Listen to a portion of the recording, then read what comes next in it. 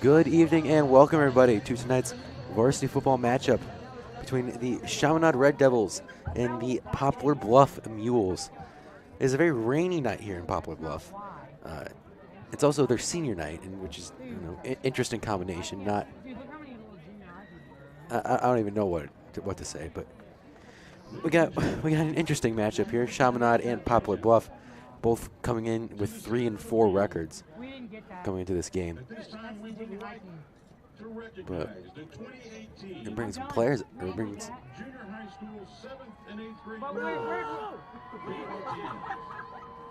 I don't know what's going on in the field at the moment, but they're bringing out somebody to recognize for this game.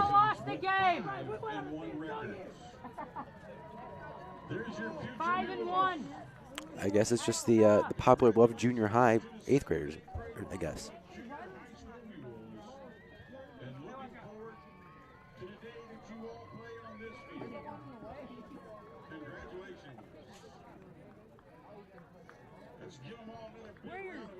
Let me get some. You got one bite. Thank you. Here. Oh, thanks. Don't drop it.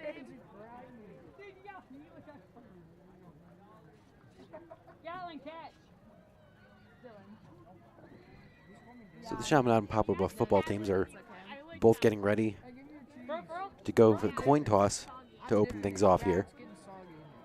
Chaminade's captains this week for Poplar Bluff are Brady Cook, Trey Hackala, Jamison Terry, and Doug Agnew.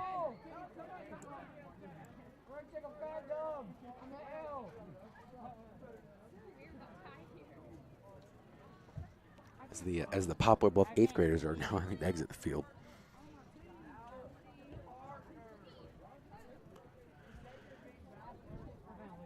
As I said earlier, Poplar Bluff has a 3-4 record this season, coming off of a very bad loss to a very good Jackson team.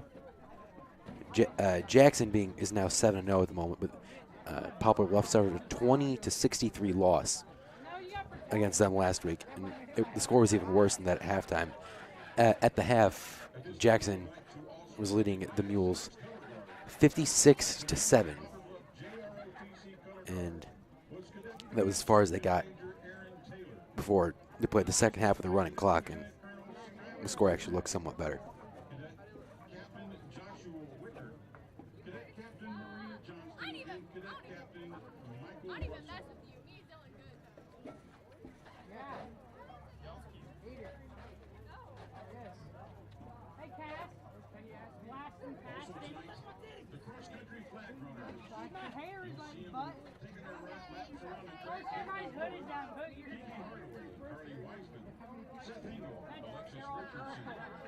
Now both teams are officially coming out to center field. Captains for the Mules are number 56, Wyatt Lazalier, number 31, Chris Barker, number 32, Xavier Bartlett.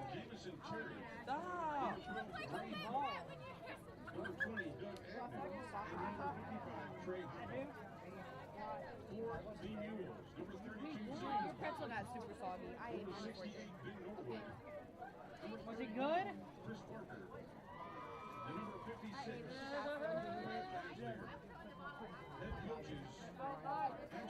Anybody have like a dry piece of butter? Okay. Look straight up. The umpire, Joshua Jackson. You're a little under a little. Line judge Derek Cook and back judge Ken Cook.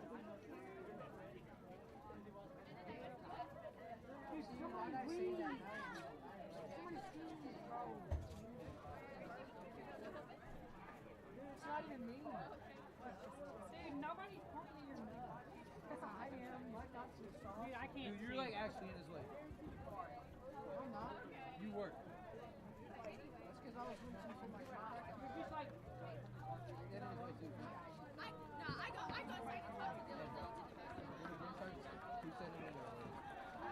Poplar or Chaminade has won the coin toss, and so they'll defer to the second half, I believe.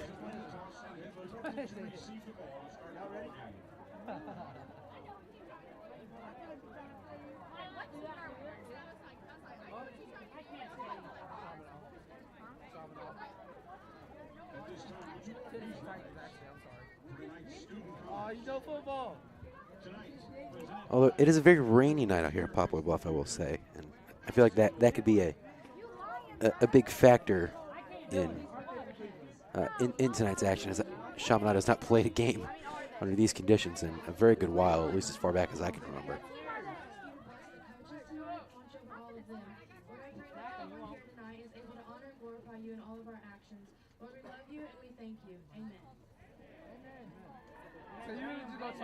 I couldn't even hear that they were praying. Don't even blame that on me. Who was it?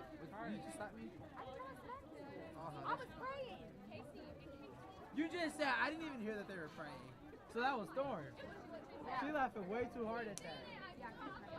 So Storm is smacking me now. We apologize for if there's any ambient noise at the moment. We're sitting directly behind the Poplar Bluff student section, so you can imagine how that goes.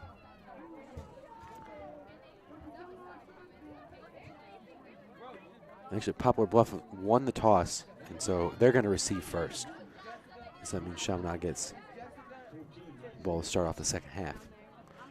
Going all the way back for the Mules to receive, I believe, will be number 1, Chaminade Townsend, who the starting running back and frankly the best player considering just how often they run the ball. And in an interesting turn of events, taking the kickoff for the Red Devils now is Brady Cook, as the former kicker that would normally take this role would be Pete Hannon, but he's no longer on the team, and so I guess Cook is taking over that role. And Cook's kick drops at about the 20 or the 15-yard line, picked up by Townsend. Townsend's still on his feet. He's taking it outside. He's chasing along the sideline and gets brought down before the 50-yard line. Chaminade Townsend on the return for the Mules. And so Chaminade's defense will take the field for the first time this game. And starting at quarterback for the Mules is number 12, Cannon Carr, a freshman who came onto the field, or who began starting in the last game against Jackson as their original starting quarterback. Josiah Kilgore was actually carted off the field on a stretcher. I believe he's fine now, but I believe he's still out for the rest of the season. As Townsend is running straight to the sideline and gets tackled still on his feet, gets right to about the line of scrimmage before getting tackled.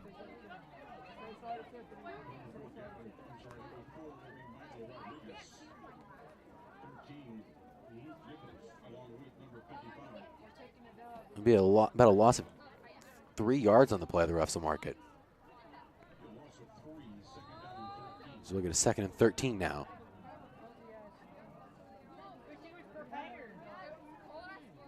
Cannon Carr, a short pass to Chris Barker, number 31. And he gets tackled right at that after gaining, I believe, 1 on the play.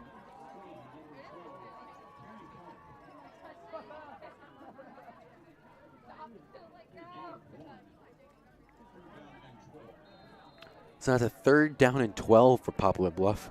Not the ideal situation coming out for an opening drive. Carr has 3 receivers directly to his right.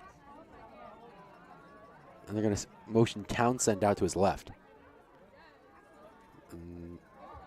A short pass intended for Townsend goes incomplete. Looks like there's some bad communication on that play. So we get a 4th and 12.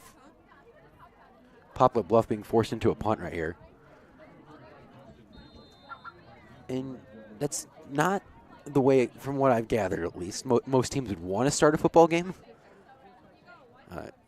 Generally, most teams like to gain yards, but who am I to judge? And a blocked punt right there. Lands on the ground and rolls further back. And Poplar Bluff will just let it go as far as it can before touching it. And so Chaminade will start at their own 23-yard line.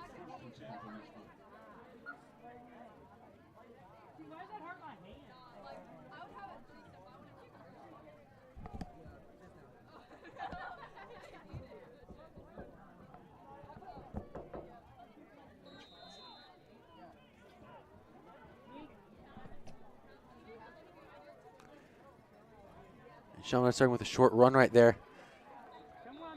It's Danny Sheehan on the run, a former CSPN member. Gets some good yardage there. He picks up the first down.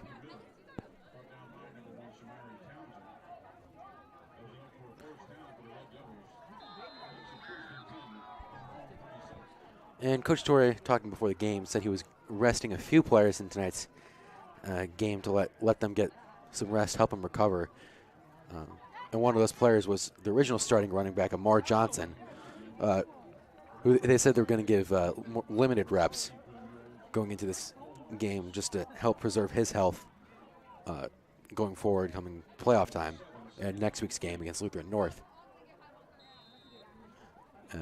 And the other three players that he told me were also not playing in tonight's game were wide receiver John Kuntz, Kevin Ray, who was sidelined for this game, and then Cam Epps, who mostly plays defense. But and another run from Sheehan up the middle, picks up another first down, gain of about close to 20 yards. I believe just short of that, but still picks up another first down. So get another 1st and 10 from Poplar Bluff's 47-yard line.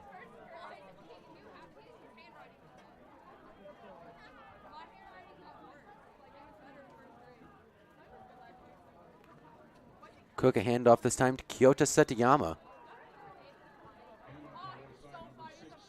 The sophomore resident student there gets tackled right at the line of scrimmage, no gain on the play.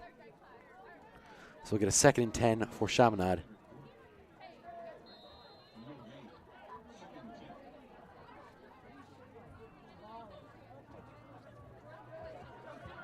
Cook dropping back, makes a bullet pass to Jabin Johnson. He's still on his feet, spins out of the tackle, breaks free, goes to the right sideline, and gets pushed out of bounds before he can convert. A big play right there from Jabin Johnson.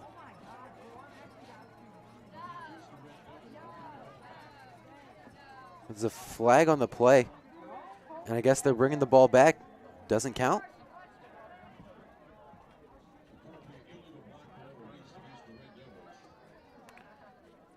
I guess they're calling an illegal block against Chaminade.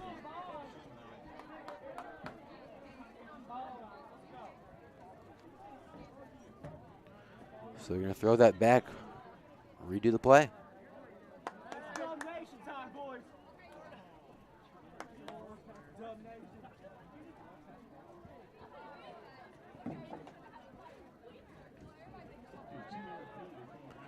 That's a 15-yard penalty, so we're moving that back all the way. 15-yard penalty, so it's going to pin Chaminade back in their own half of the field.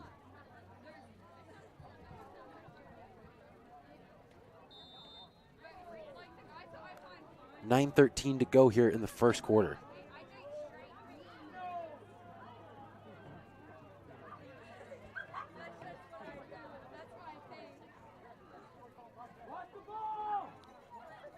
Cook fakes the handoff, being chased out of the pocket, looking to make it something out of nothing. Makes a pass, completes to Jamison Terry. But the refs are going to say he was out of bounds, and so pass is incomplete.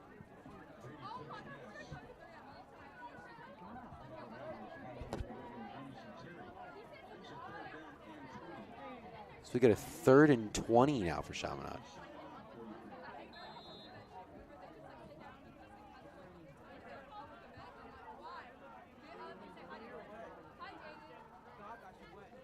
Cook leaving the pocket again, trying to make the same play. And I can't see if that was completion or not.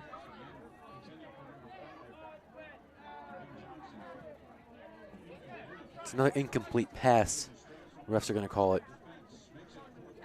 With the amount of rain right here, I can't really see anything that goes on in about that area of the field because it's all I can see are umbrellas. And so I apologize if my vision is not the best at this at the moment.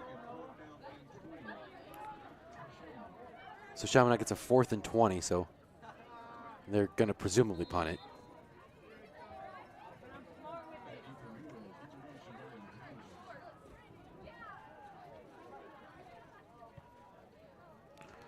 And Cook's punt lands just shy of the 25.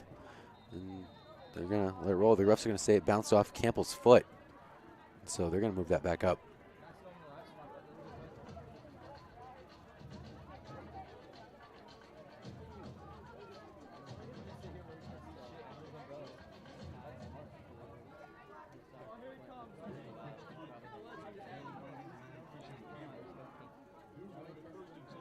So Poplar Bluff's offense is coming back onto the field, trying to get some positive yardage out of this drive at least.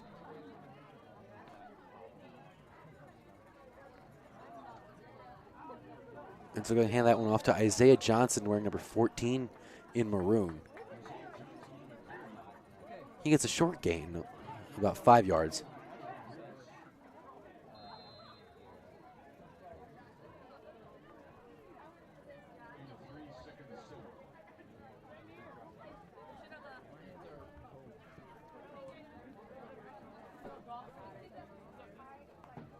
Second down right here. Carr, another handoff. Isaiah Johnson gets wrapped up again with his tackle for a loss. I don't think there was anything gained with that play. Yeah, but that's going to be a loss of yardage. That makes it a 3rd down and 8.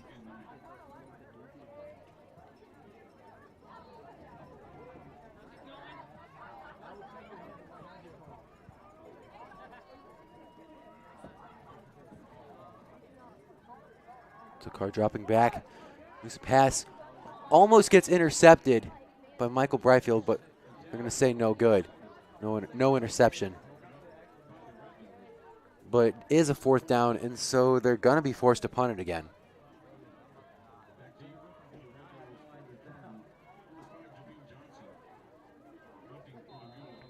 So Jabin Johnson going all the way back to punt the ball, or to receive the punt.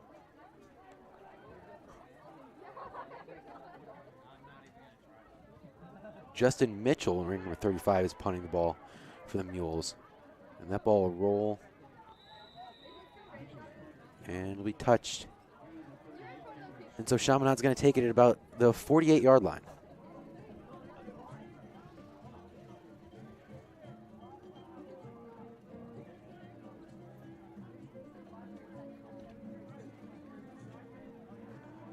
Chaminade trying to build off the momentum from the big plays that they got in the first drive down the field, only that got called back by that illegal blocking penalty. Cook in a short pass that almost lands in Keyshawn Campbell's hands, but falls right out.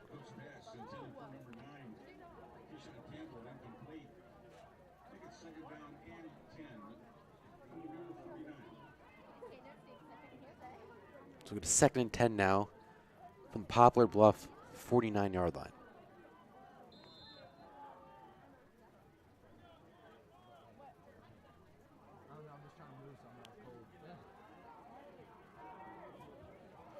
Cook motioning, handing it off to Danny Sheehan.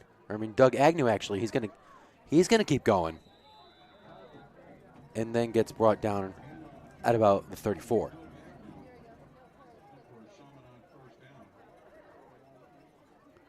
So Chaminade picks up a 1st down.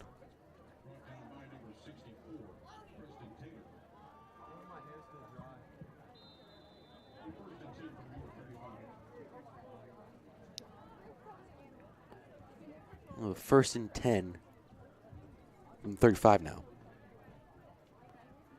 Cook another handoff. He's still on his feet. That's Danny Sheehan taking the ball.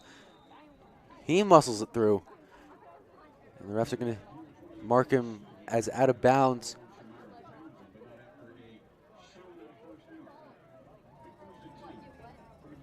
Another first down for Chaminade. That'll be at the 18-yard line.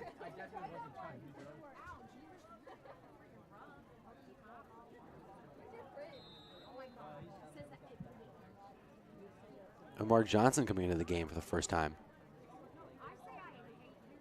And that's who we're going to give it to. Omar Johnson cutting up the right. And he gets tackled.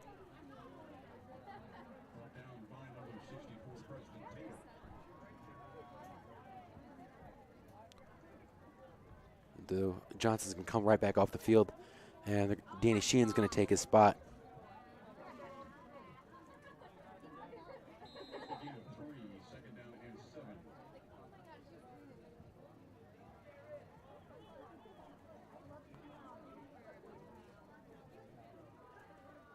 Cook another handoff to Sheehan. He's still on his feet, muscling his way through. Almost gets it into the end zone, gets tackled at about the 1. Beautiful run there from Danny Sheehan, just powering it through.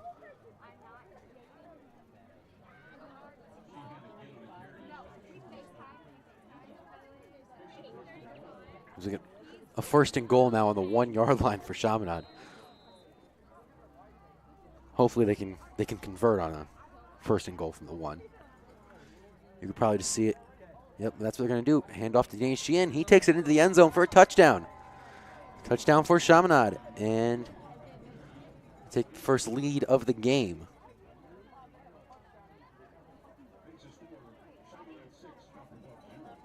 Danny Sheehan picks up his first touchdown of the game. So gotten a few yards both receiving and rushing, but it's his first actual time getting into the end zone.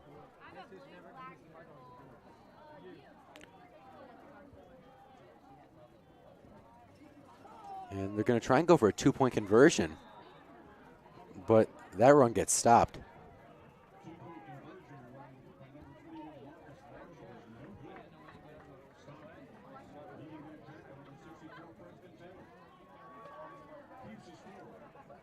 Marcus Marshall with the run for Chaminade on that play.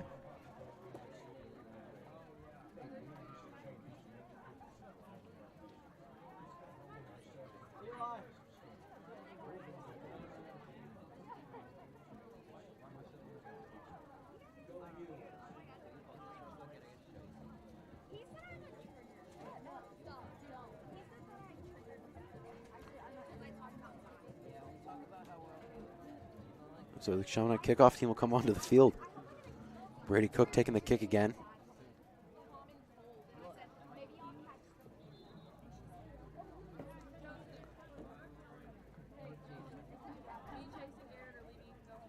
And while we have this break, in case you haven't noticed, I'm alone by myself tonight. And part of that reason is because one of my co-broadcasters, Tristan Huama, couldn't make it because he is in the Chaminade play, which you personally should probably also be at. The Imaginary Invalid, the Chaminade's first show of the year, is going on right now. And performances were yesterday, one going on right now, and tomorrow, but you still have time on the 13th. And we get a big play right there.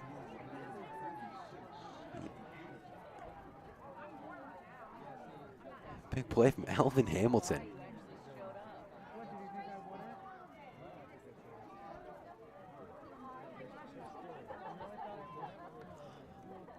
Although, to finish up what I was saying earlier. Yeah, basically, go to the play. It's tomorrow. Support our drama members. Support your fellow CSPN anchors, too, while you're at it.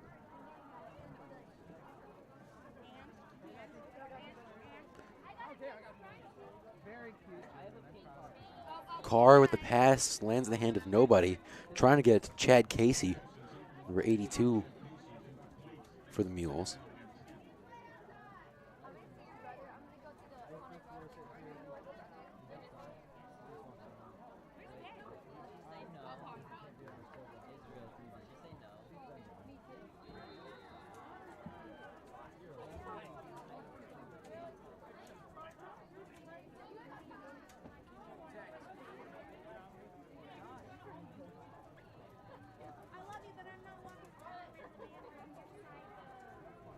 Carr makes another pass, and that one gets picked off.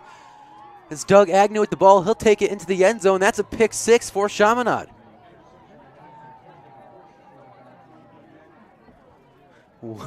Well, I guess that's a good way to start things off if you're Chaminade.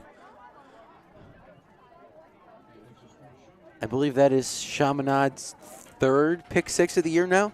The other 2 coming from John Kuntz, I believe, against Jeff City, and I believe those are the only pick 6s we've had.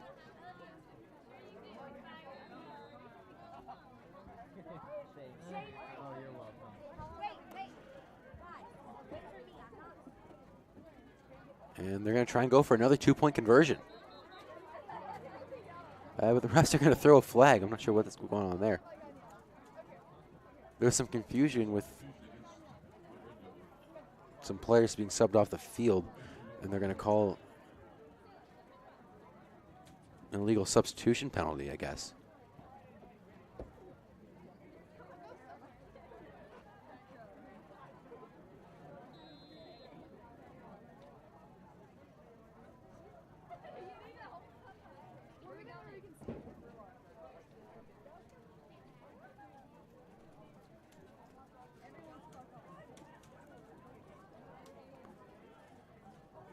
And so it looks like Chaminade's going to try and pass it now on this play. Brady's got 4 receivers now. Makes a quick pass, Jabin Johnson, and gets a 2-point conversion. So Chaminade now leads 14-0. Still early on in this game, 5:44 left in the first quarter.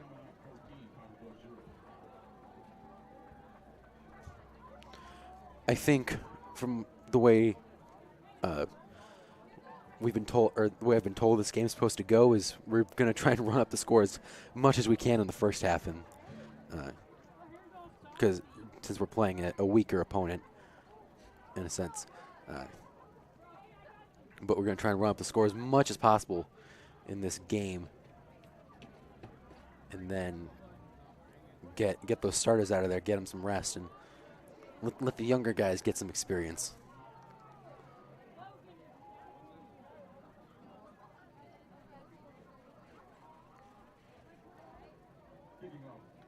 So Cook going to kick off again for Chaminade.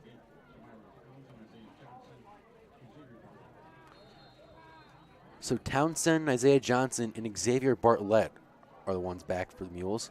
And it's going to land in the hands of Shamiron Townsend. Actually, no, it doesn't. He drops it, but picks it right back up. Townsend's still on his feet and gets chased out of bounds. And so Poplar Bluff will take it at the 25-yard line.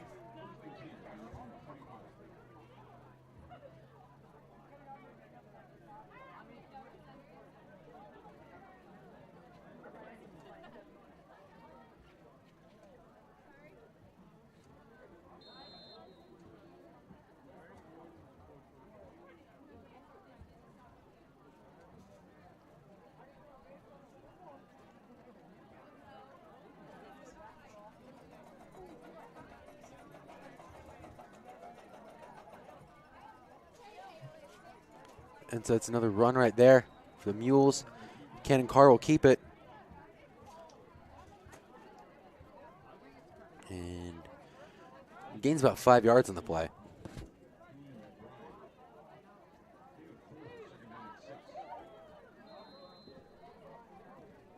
So we'll get a 2nd down and 6 for the Mules with 5:09 to go in the first quarter of play. Chaminade still up 14-0 over Poplar Bluff.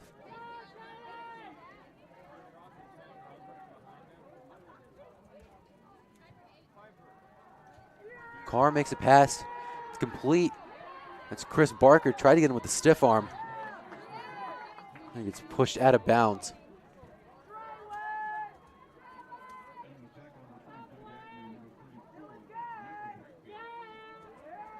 Gets tackled by Michael Brightfield. Look at a 3rd down and 1 now.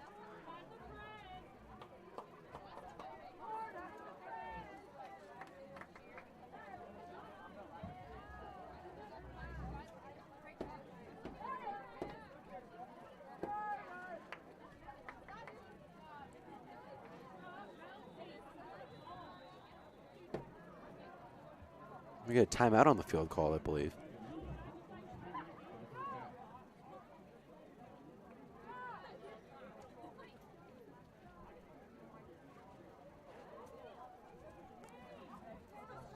And if you were at school on this past Thursday, actually, so yesterday, you would know that the Rowdy Red raffle kicked off this week, and the raffle will run from today, October 12th, through Friday, November 2nd. Each student is asked to sell 6 tickets. Grand prize is $10,000. Students can win a variety of prizes by selling their tickets. Proceeds will be used to beautify Frishy Courtyard, upgrade the McKim Technology Room in the library, and provide a large video screen in the atrium. Thank you in advance for all you guys' support.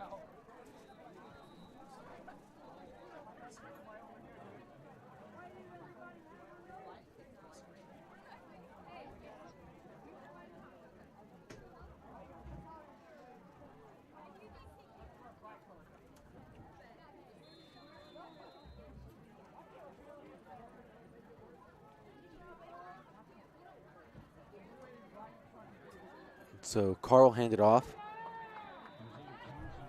Isaiah Johnson with the run picks up the first down, and so we're getting a 1st and 10 for Poplar Bluff.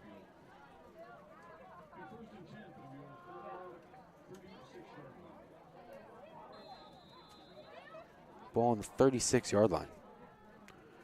Chaminade up 14-0 early over Poplar Bluff. It's a handoff, another one to Isaiah Johnson. Gets tackled right at the line of scrimmage. Gains a yard. Michael Rodriguez with the tackle.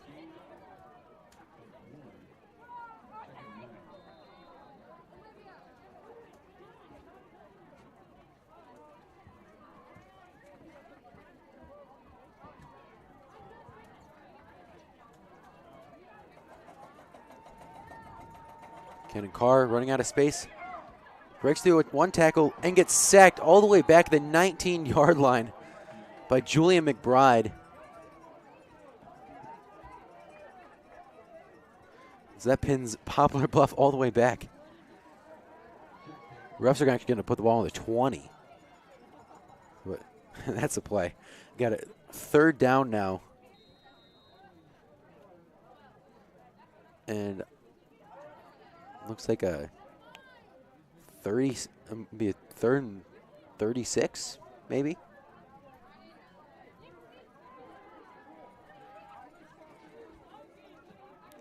So I'll just call it a 3rd and very, very long for the Mules right here. And make a short pass.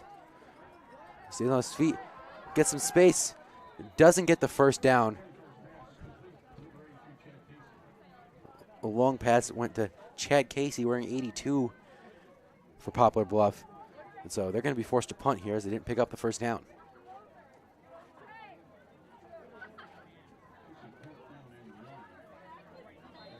Jabin Johnson going all the way back to return for Chaminade. Louis Provost, the sophomore, is going to head all the way back there too. Some trouble with the initial snap, but it goes all the way back, and Poplar Bluff's just going to let it roll as far as it can. That's exactly what they do. So Chaminade will start their drive back at the 20.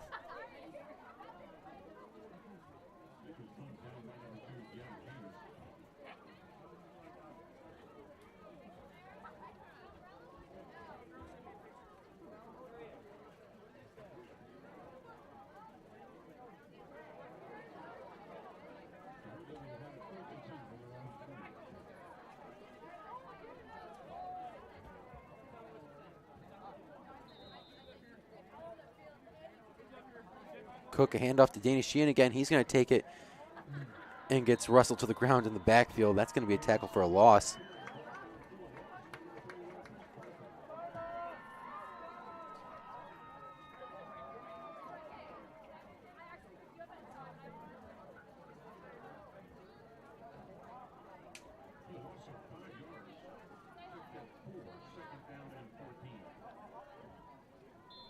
Be a loss of 4 yards total on the play.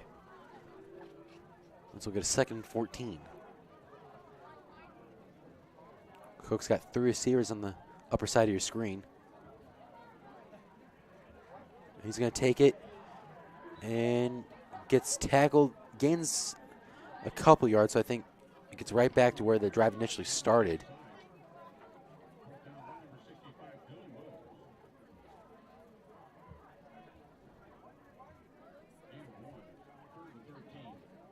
They're only going to say got 1 yard on the play, so we get a 3rd and 13 now. Look for Cook to pass it here. A deep pass from Brady Cook, trying to get it. It's incomplete. Trying to get it to Keyshawn Campbell.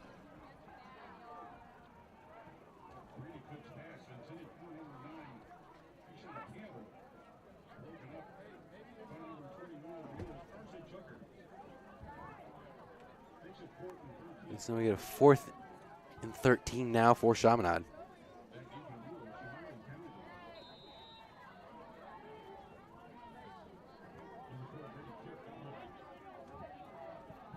And Cook's going to boot that one back. Lands in hands Myron Townsend. And Townsend's going to take it out about 55.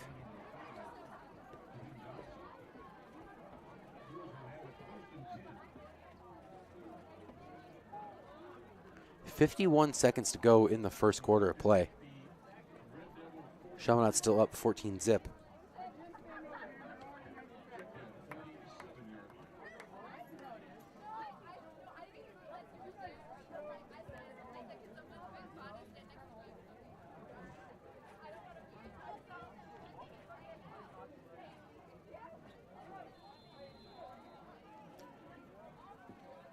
So Poplar Bluff running an interesting set right there. Snap the ball directly to Myron Townsend. And Isaiah Johnson will run the ball for the Mules.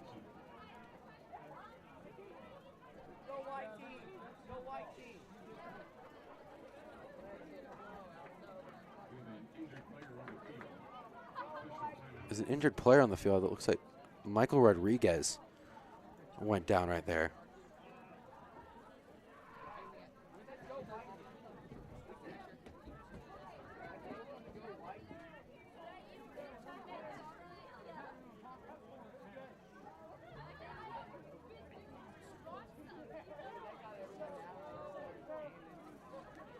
Hopefully he's okay and it's nothing too serious.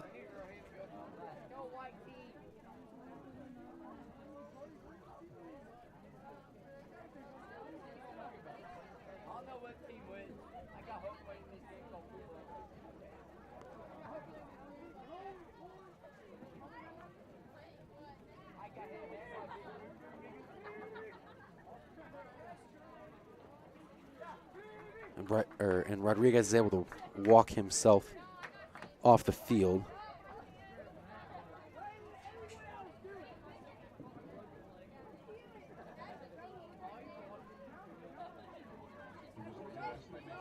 So Chaminade's Chaminade's defensive mean is coming in. Alvin Hamilton's going to be lining up at linebacker, replacing Rodriguez. So we got 2nd down now for Poplar Bluff.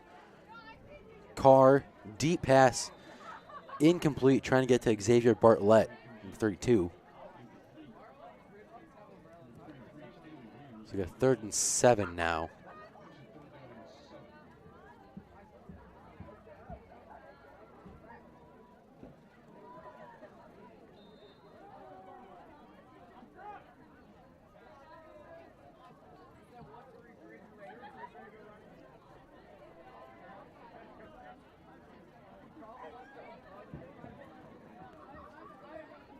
It's a handoff to Myron Townsend. And it's going to be a tackle for a loss, I believe. They're going to say he lost 3 yards in the play, so it's going to be 4th and 10. And the Mules are going to punt it.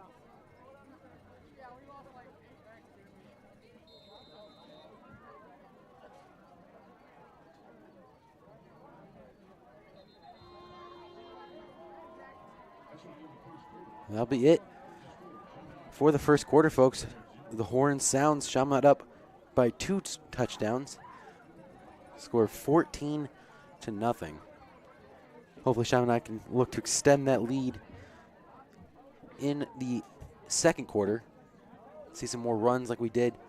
That nice touchdown we got from Danny Sheehan earlier on in this game. And then maybe we can also throw in some nice little pick sixes like we had from Doug Agnew in that first quarter.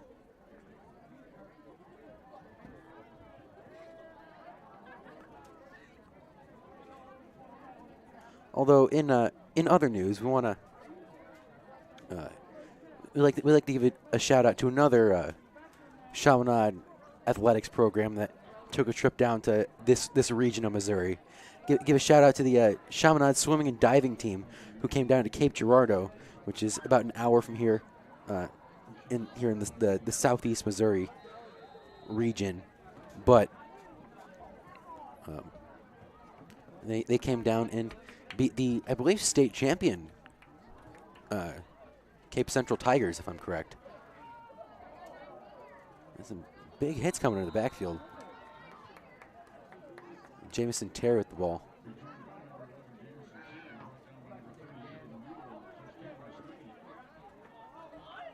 So offense coming back onto the field now.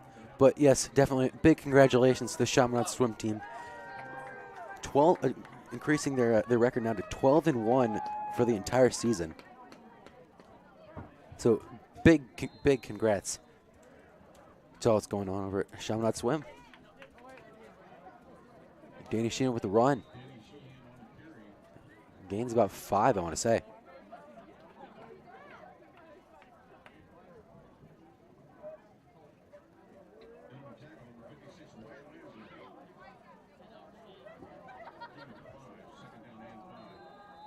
We'll get a 2nd and 5.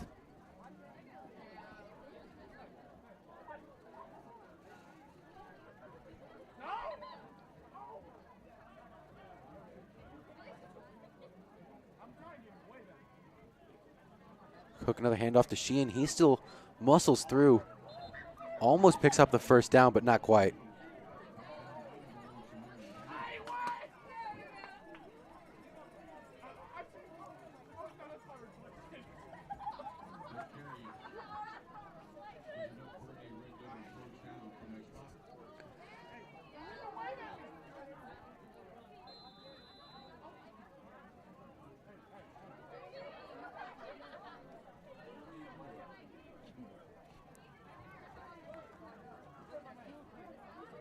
Cook lined up with 3 receivers on the upper half of your screen.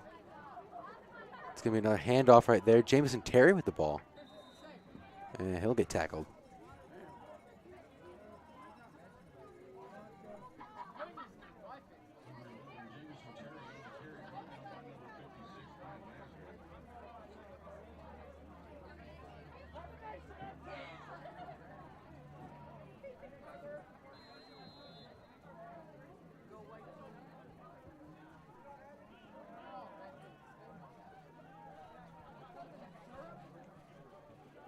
And Cook passed to Jabin Johnson this time, trying to get some space, trying to get some yards. He picks up the first down, and then some, gets tackled, gets into Poplar Bluff territory.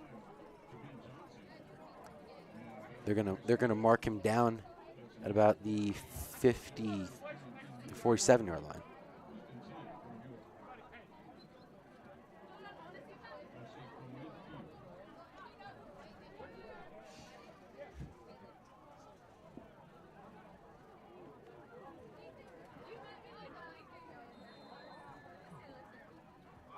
Put it right at the 50. Cook dropping back. Makes a deep pass. Completes it. That's Doug Agnew with the reception. He's still on his feet. Finds all sorts of space. And still on his feet. And now gets pushed out of bounds at about the 10-yard line. We get a flag on the play. Looks like potentially a late hit or some extracurricular activity coming from Poplar Bluff.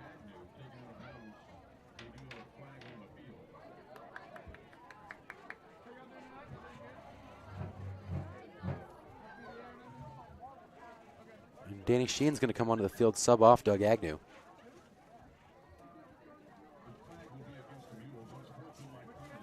They're going to give an unsportsmanlike conduct penalty against Poplar Bluff, and that's moves Chaminade all the way to the 5-yard line. It's a total gain of 45 yards on a single play.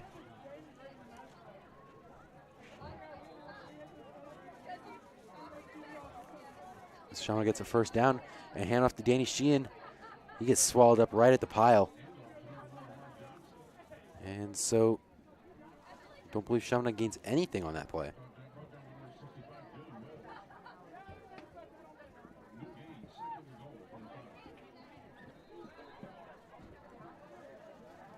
So we get a 2nd and goal now. Back on the 5 still for Chaminade. 9:34 to go in the first half of play.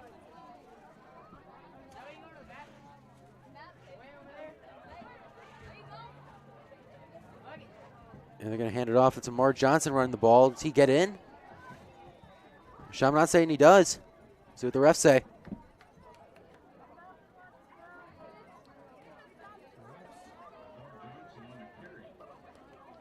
I don't think the refs are going to give it to him. They're going to mark it down as a 2nd and 1. Maybe even a 2nd in inches. They'd say less than a yard.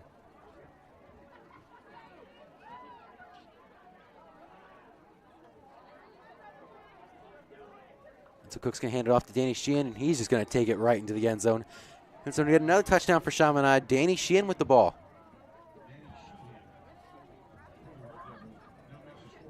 Danny Sheehan getting all kinds of yards today. Gets his 2nd touchdown of the game.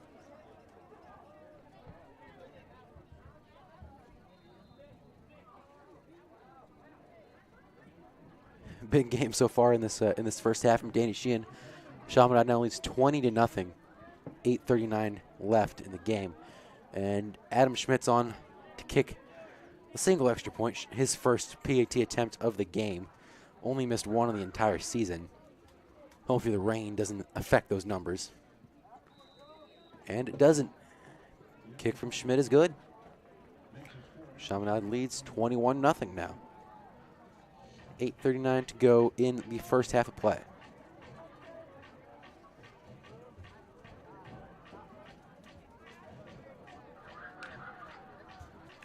Chaminade already getting out to a pretty sizable lead so far in this game. Hopefully they can extend that to where we can get a nice running clock going in the second half.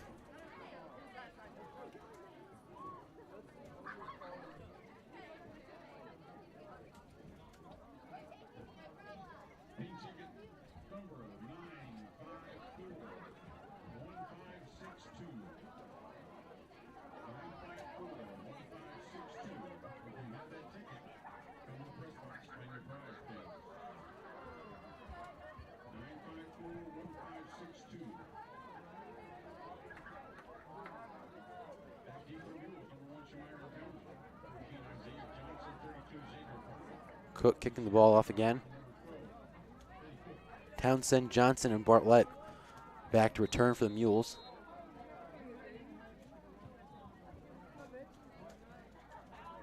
And it's going to bounce and be scooped up by Bartlett. He takes it all the way out to the right sideline by the numbers, and Chaminade just going to flat out shove him right out of bounds, carry him all the way to the sideline.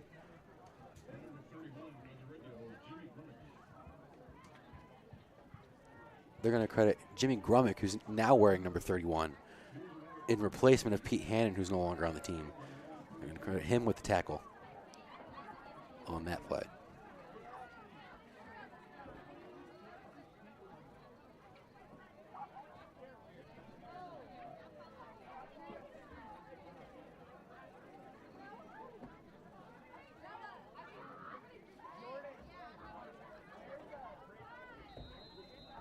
And so the freshman Cannon Carr and the Poplar Bluff offense are going to get some chance to operate after this timeout that just got called.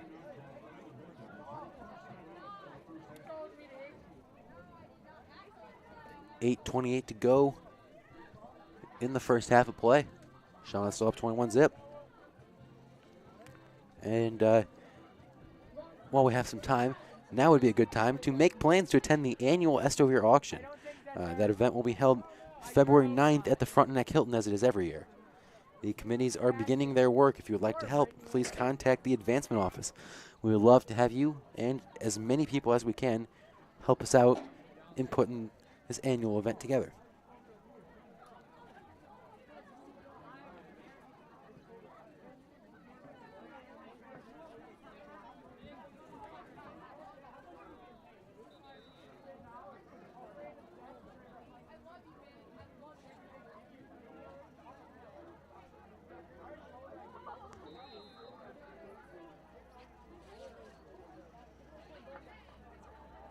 And so Carr tries to make a pass and completes it.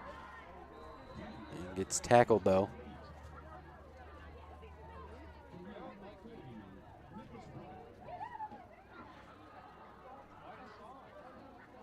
The receiver on that play for Poplar Bluff is number 40, Nick Brummett.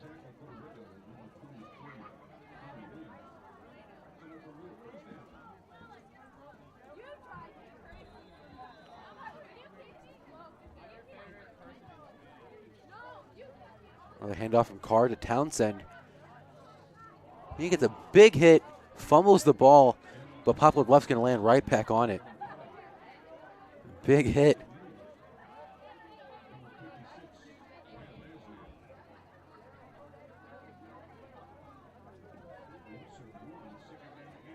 We're going to mark that as a loss of 1 now for Chaminade.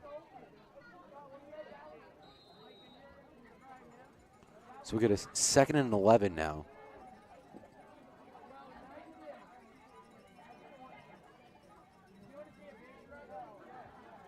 Carr tries to make a pass, gets to Chris Barker.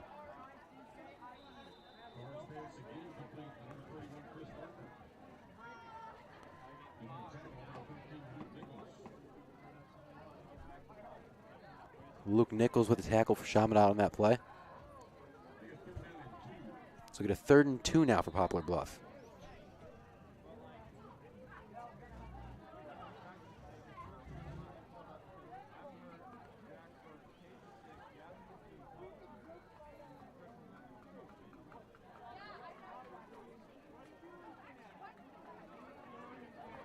Carr looking to make a pass, chucks it deep.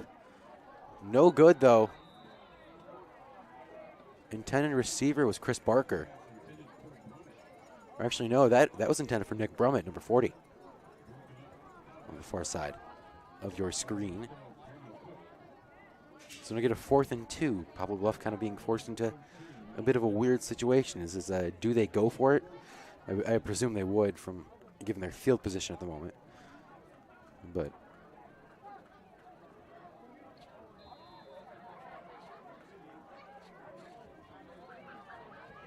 that's what they're going to do. They're going to be handed off to Isaiah Johnson, but he gets wrapped up right in the backfield. Doesn't even get to the line of scrimmage. Big stop there for Chaminade. They'll take it over right there.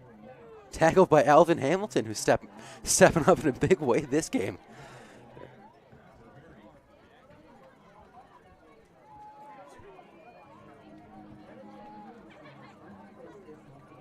Alvin Hamilton's been making some moves so far this game with the tackles.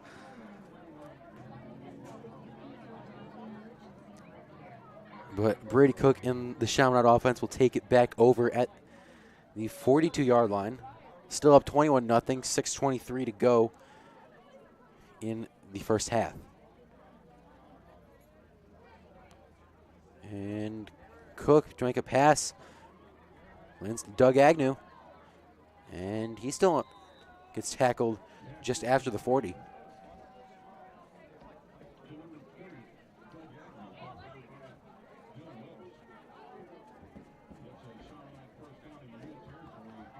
So Chaminade will pick up the first down.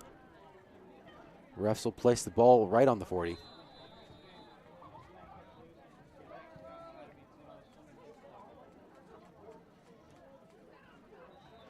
And short run right there from Danny Sheehan. Sees him get swallowed up at the line.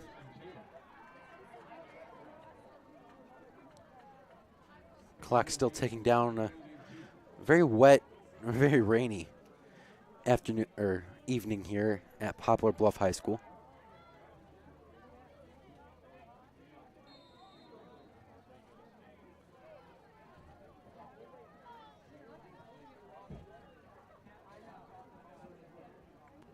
So Cook dropping back in the pocket. Tries to chuck it deep to Danny Sheehan, and it completes it.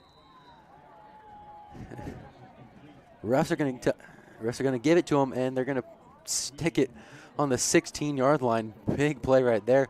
Nice passing reception from Danny Sheehan, who's been all over the place today.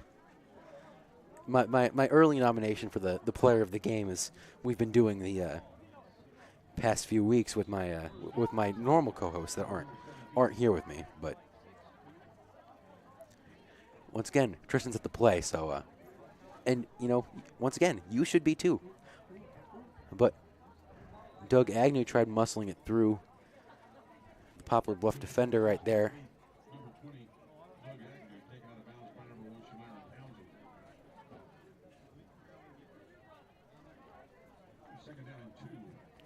We're just going to give it a 2nd and 2 now. Sticking the ball in the 9-yard line.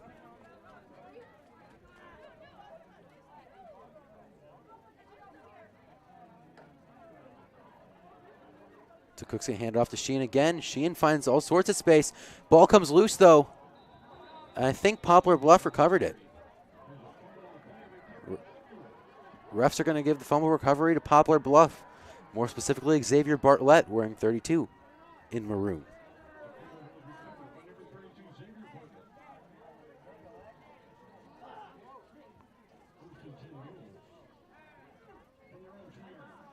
And so Poplar Bluff's going to start their drive at their own 2-yard line.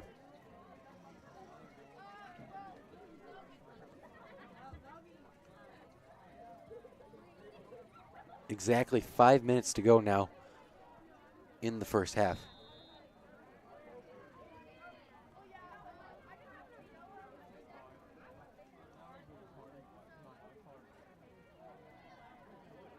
And so that pass right there, first play after the fumble recovery, almost got intercepted right there twice. Lands bounced out of the hands of 2 different Chaminade defenders.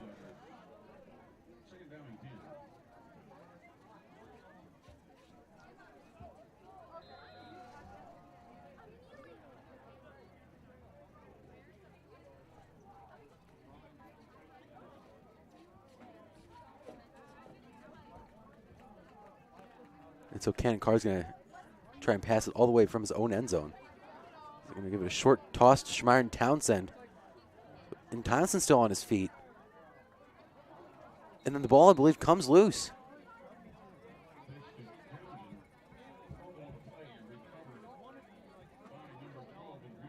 And so Poplar Bluff, they're going to say, lands right back on it. And so Poplar Bluff's going to take it now, I think, from their own 1-yard line. I guess the ball is still a little bit slippery from the rain. Now, I want to say like the 3rd time the ball's been fumbled, or not even to mention the countless times the ball slipped out of people's hands.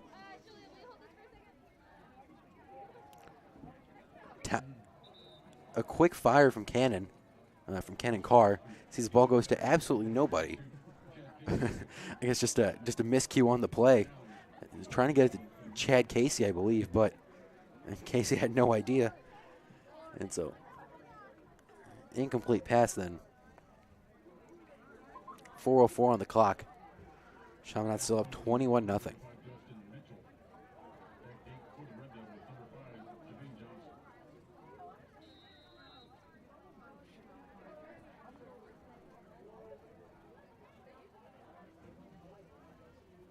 So going to punt the ball right there. It's going to keep rolling then now back towards the 50. Doesn't quite get there. And so Poplar Bluff's going to touch it right there. And Chaminade will take over now at the 47-yard line.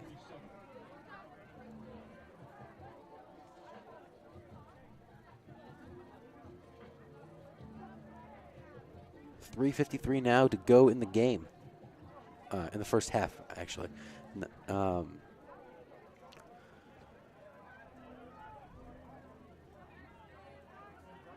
Brady Cook lining up with Agnew, Terry, and Campbell to his right, but it's a quick handoff to Amar Johnson. Johnson doesn't get anything. Maybe about a yard or two on the play before it gets swallowed up by the Poplar Bluff line.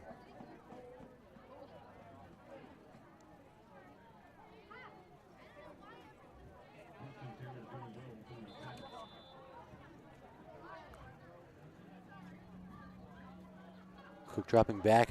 And chase out of the pocket and get sacked. And so that's not the way you want things to go, I guess. So that pins Brady Cook back at his own 45. Refs are going to pin it actually at the 47, give him a couple yards.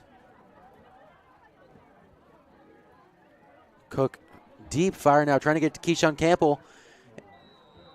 Just out of his reach, though. Just a tad behind. So good. 4th and 16 now for Chaminade. Quick possession right there. They're going to have to punt it right here. 2:57 left.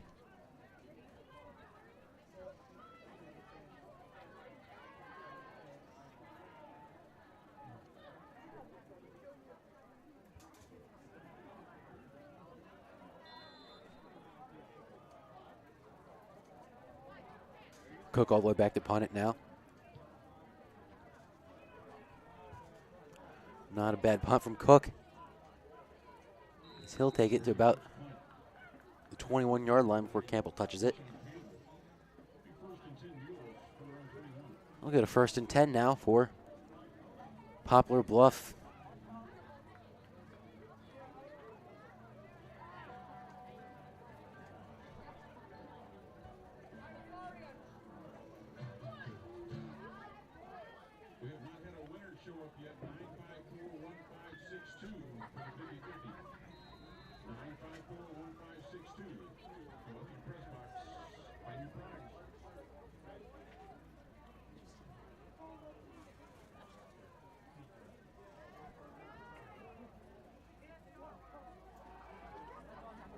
And so, some trouble with the snap. A fumble, or Shamir Townsend fumbles it on the handoff from Cannon Carr. And so, Townsend lands right back on it after dropping it, but the ref's going to give him a loss of 2 yards on the play. So, we'll get a 2nd and 12 now from the Poplar Bluff's own 21-yard line, with clock approaching 2 minutes left in the first half.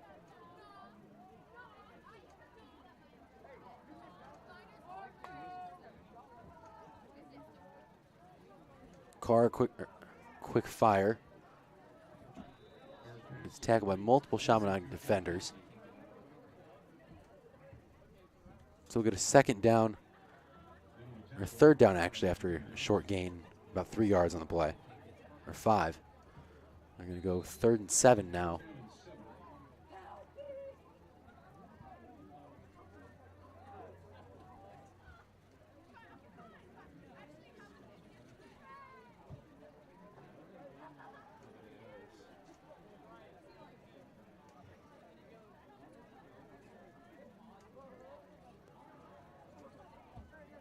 Carr's pass is incomplete right there. Another pass intended for Nick Brummett.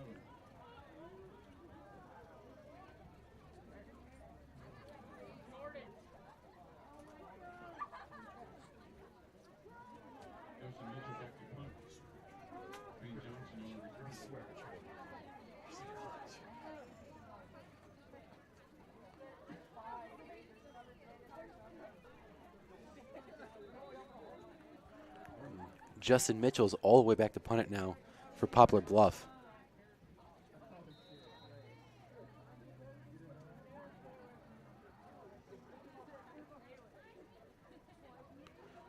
Some trouble with the snap again. Fair catch by Jabin Johnson. Look at the big tackle right there by Gavin Hayes, wearing number 2 for Poplar Bluff.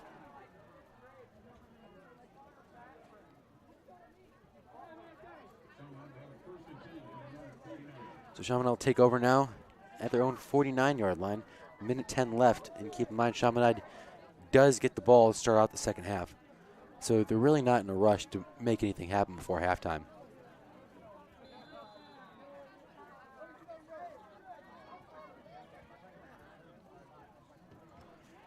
And Amar Johnson with a run here.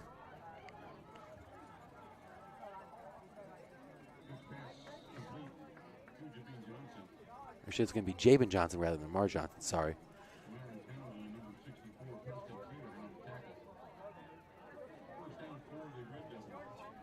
Chaminade gets another 1st and 10.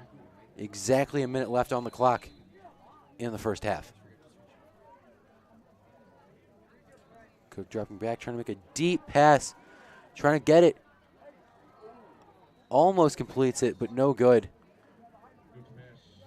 After a tangled up with Jabin Johnson, and I believe that Shamiron Townsend is the safety for the Mules.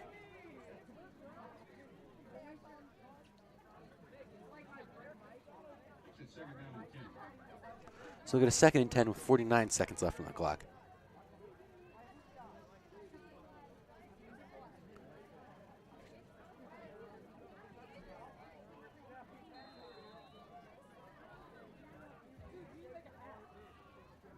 Brady Cook with the ball.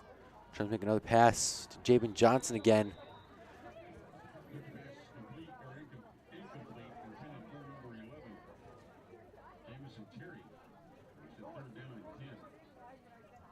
Another incomplete pass leads to a 3rd and 10 for Chaminade. 43 seconds left.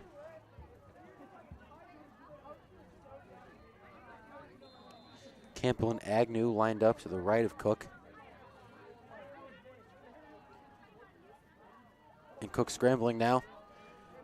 Makes a run, trying to pass it to Jamison Terry. But it's Xavier Bartlett's all over him, doesn't let him get the completion. And so they're going to have to punt it. Or maybe try and go for it actually with the field position. Nope, Chaminade's going to definitely try and go for it here. 35 seconds left in the first half.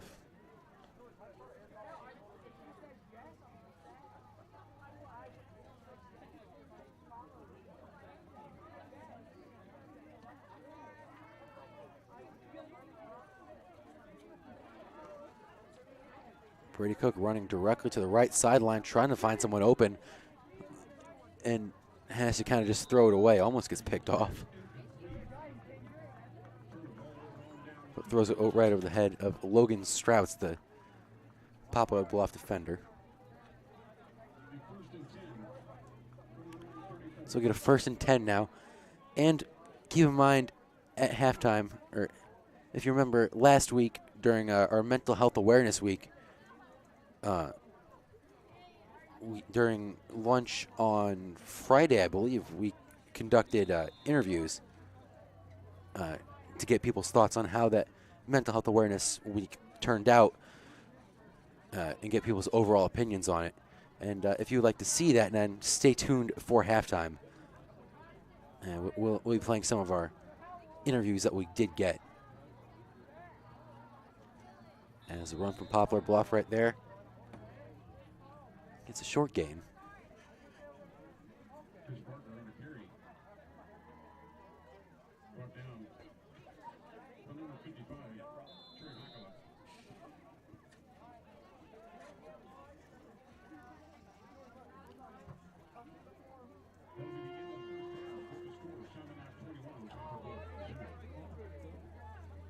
And that is it for the half, folks. Chaminade leads 21-0 over the Poplar Bluff Mules.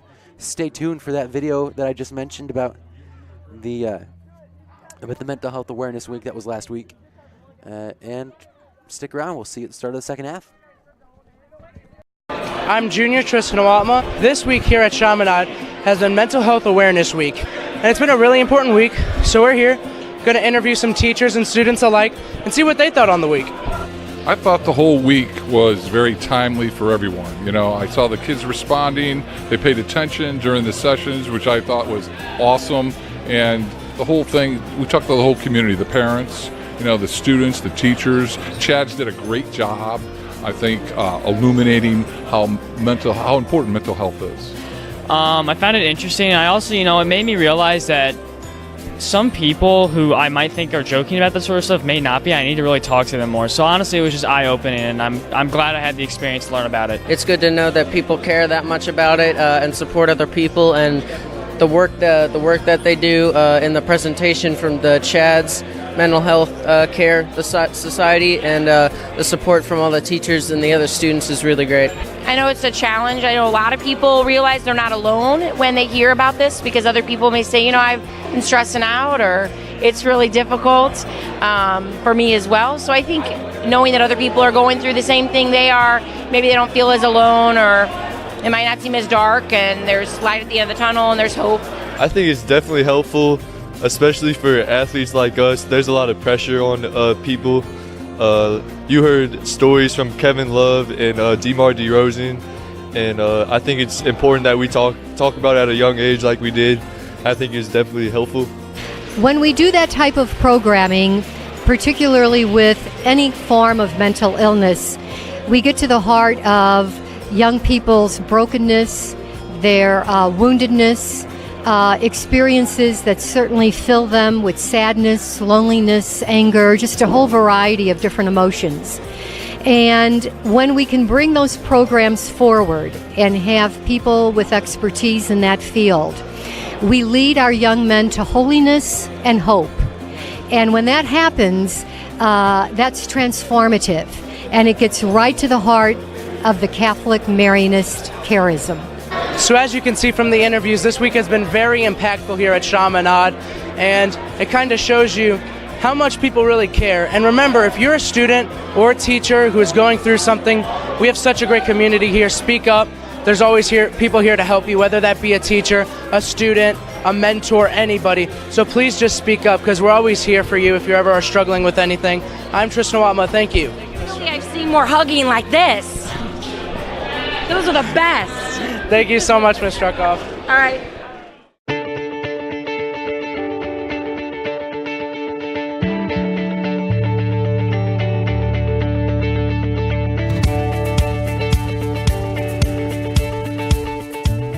The campus is 56 acres, so you really have to come up to the hill where Chaminade sits to see the whole expanse of the campus. Chaminade is a Catholic and Marianist school for young men in grades 6 through 12. We operate in the Marianist and Catholic tradition, which encourages every young man who comes here to develop his gifts and talents to the fullest extent possible. If I didn't come here, I don't think I would be where I was, because I had so many people who pushed me to be the best man I could possibly be the best person, no matter what it was. What it was. In class, I was always trying to get the best grade. I was trying to be the best player. I was trying to be the best at everything I did. And I think this school does everything possible to get the best out of each one of their students. Character development, or the value training, permeates everything that we do at Chaminade. Things that they're encouraged to value and do are all part of the Marianist tradition, and particularly of the Chaminade tradition of Estovir, be a man.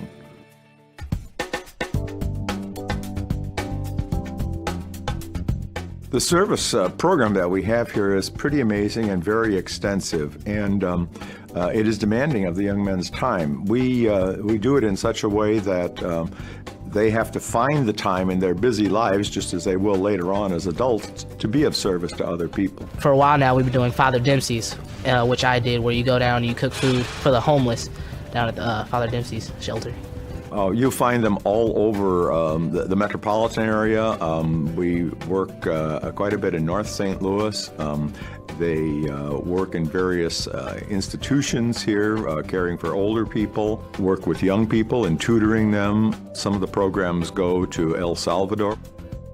When I first walked onto campus, I was a sixth grader. It was 2008, and I was so nervous that I wasn't going to fit in, and because I like theater and I was kind of a Star Trek dork. But I mean, you just learn really quickly that everyone around here is just so welcoming and so open. That was so reassuring to me after I was so initially nervous to just be here and be a part of it.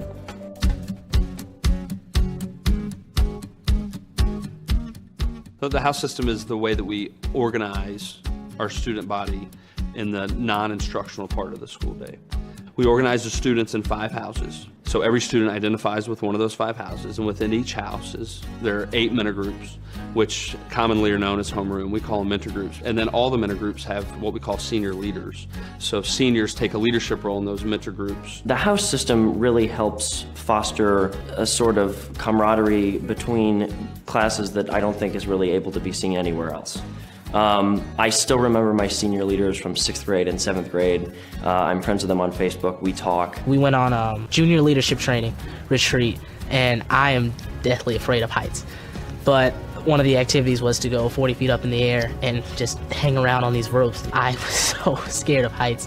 But the whole house kind of got behind me and they said, if we all can do it, you can do it too. And I got up there and was able to do it.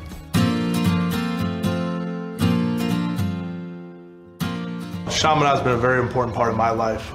Still, some of my best friends growing up are kids that I met here in high school, and for me it's about being well-rounded. I think Chaminade's the perfect balance of academics, athletics, religion, arts. I think overall, just with the experience with the faculty and with the school and the kids you meet here, to me it was a huge part in me becoming the man I am today. We have the fantastic Skip Bureau Center. What I love about the Skip is that there's so much variety of stuff. It's not just we're focusing on pottery, or we're focusing on theater, or we're focusing on band. You can do everything. The balance that exists between studies and sports is that you take care of the work in the classroom, and then you take care of what you need to on the field. The soccer field is one of the best in the country.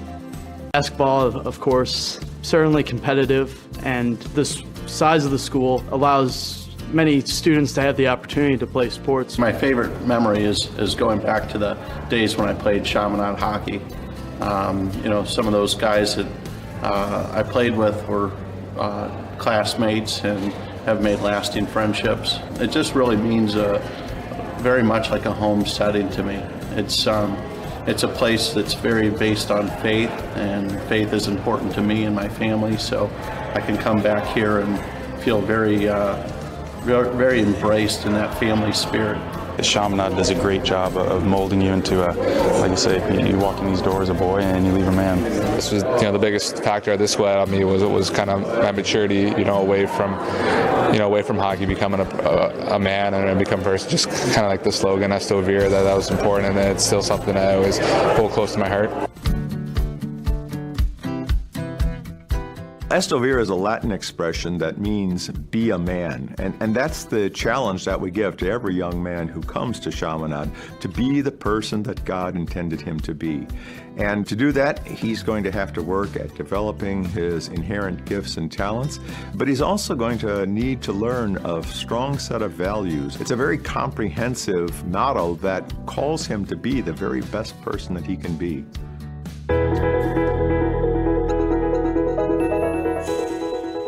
When people ask me why did I choose Chaminade, I always say academics first. I'm a good athlete, I play in the NBA, but academics has always been important to me. It's always been number one. Because if without that, I wouldn't be able to play basketball, clearly. But I think this school is just so terrific at pushing you to the ultimate level. They want what's best for you. They challenge you, they're hard on you, but life isn't easy. Chaminade is very much cutting edge in terms of keeping abreast of what's going on. I mean, between the global education, in terms of the resident program, the STEM program that stands for Science, Technology, Engineering, and Math.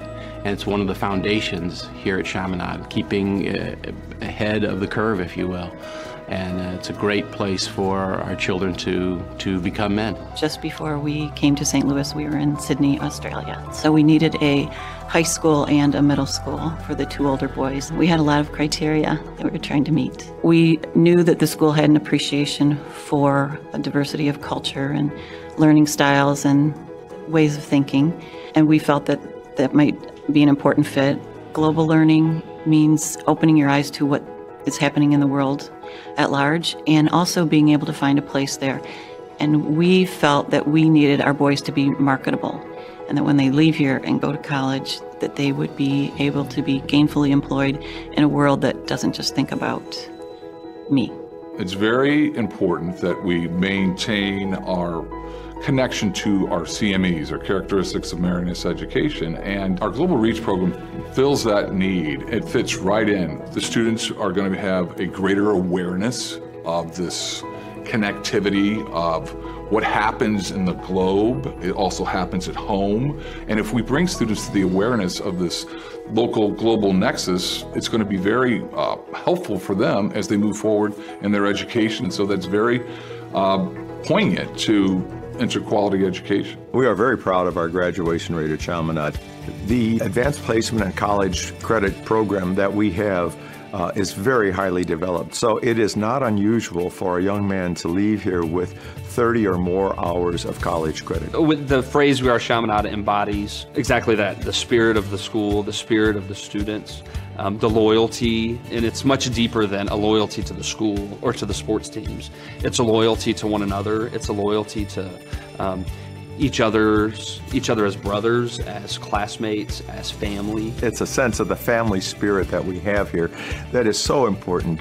That's one of the parts of the Marianist characteristics that the students value most. They can grab onto it because it's very real, the family spirit that animates everything that we do here. I have great memories, some of my best memories. I think if I could go back and do something all over again, it would be the 4 years I spent here in high school. I think that once again, the kids that I met and the special times that I had playing basketball here as well, I think was something I'll never forget and something that really helped me to really kind of become the man that I am.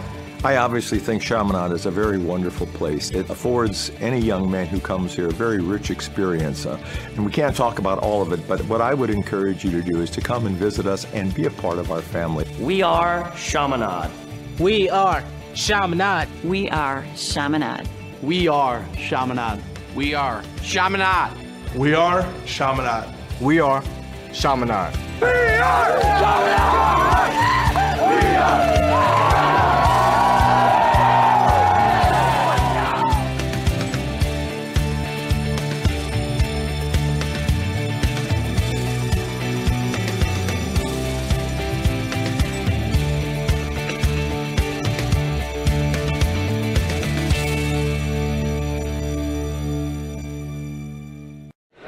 I'm Junior Tristan Awatma. This week here at Chaminade has been Mental Health Awareness Week. And it's been a really important week, so we're here, going to interview some teachers and students alike and see what they thought on the week. I thought the whole week was very timely for everyone. You know, I saw the kids responding, they paid attention during the sessions, which I thought was awesome. And the whole thing, we talked to the whole community, the parents, you know, the students, the teachers. Chad's did a great job, I think, illuminating how important mental health is. I found it interesting. I also, it made me realize that some people who I might think are joking about this sort of stuff may not be. I need to really talk to them more. So honestly, it was just eye-opening, and I'm glad I had the experience to learn about it. It's good to know that people care that much about it and support other people, and the work that they do in the presentation from the Chad's Mental Health Care the Society and the support from all the teachers and the other students is really great. I know it's a challenge. I know a lot of people realize they're not alone when they hear about this because other people may say, I've been stressing out, or it's really difficult for me as well. So I think knowing that other people are going through the same thing they are, maybe they don't feel as alone, or it might not seem as dark, and there's light at the end of the tunnel and there's hope. I think it's definitely helpful, especially for athletes like us. There's a lot of pressure on people. You heard stories from Kevin Love and DeMar DeRozan, and I think it's important that we talk about it at a young age like we did. I think it's definitely helpful. When we do that type of programming, particularly with any form of mental illness, we get to the heart of young people's brokenness, their woundedness, experiences that certainly fill them with sadness, loneliness, anger, just a whole variety of different emotions. And when we can bring those programs forward and have people with expertise in that field, we lead our young men to holiness and hope. And when that happens, that's transformative, and it gets right to the heart of the Catholic Marianist charism. So as you can see from the interviews, this week has been very impactful here at Chaminade, and it kind of shows you how much people really care. And remember, if you're a student or a teacher who is going through something, we have such a great community here. Speak up. There's always people here to help you, whether that be a teacher, a student, a mentor, anybody. So please just speak up, because we're always here for you if you ever are struggling with anything. I'm Tristan Watma. Thank you. Really, I've seen more hugging like this. Those are the best. Thank you so much, Ms. Struckoff. All right. Come back after the game, okay? It doesn't let us view the demographic on the website, but on Facebook it does. And I think that it's very different than what it is on the website. I think so too. It says on Facebook that our average demographic is women between the ages of 30 and 50, which makes perfect sense. Let me explain that to you. That's mamas. Mamas and grandmas. My baby boy's out there. Yep. Okay. And they watch on Facebook. Right. Okay.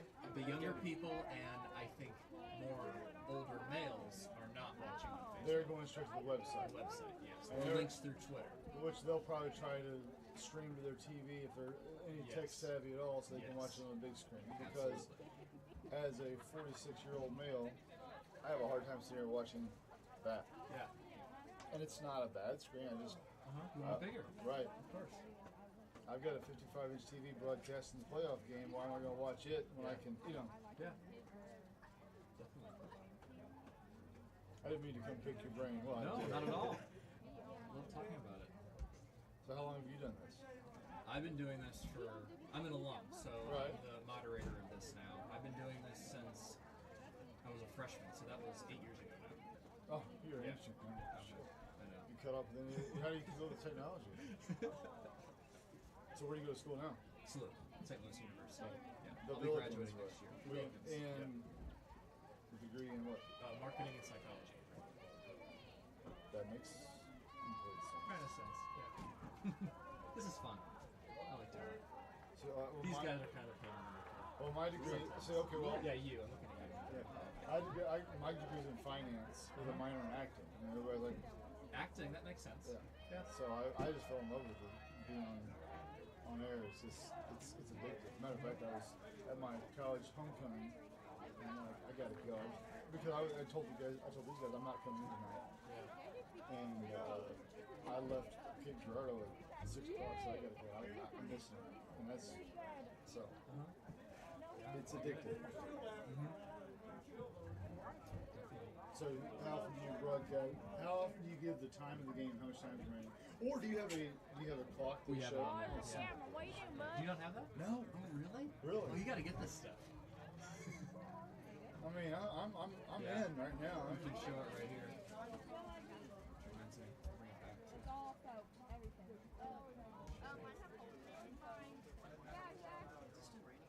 Oh yeah.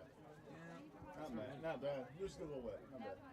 So you can so now when you broadcast, you've got the clock, you've got the time. See, because I was trained in radio and trained by myself. So when I first started, I set my iPhone to go off 30 second alarm to tell the score and the time remaining. Because when you're listening on radio, you have no idea. Yeah. So I still carry that with me here. I'm constantly getting the score and the time remaining. But you got it on the screen. You're cheating. Yeah. All right. Good talking to you, man. Good talking to you. Yep. How long do I have until I get there? Right now? Right now. Go for it. All right. Hey, thank you so much. You rock. Boom. I'll see you after the game. See ya. Let's bring her home. Oh boy, there. Hope they stay on the wide angle until I get up there. Nobody will notice. It'll be fine. Don't worry about it. My jacket's mostly dry except for the hood.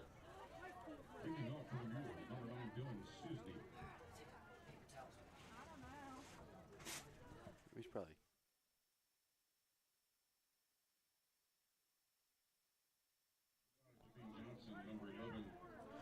All right, and we're back, folks. Get ready to go with the second half of play.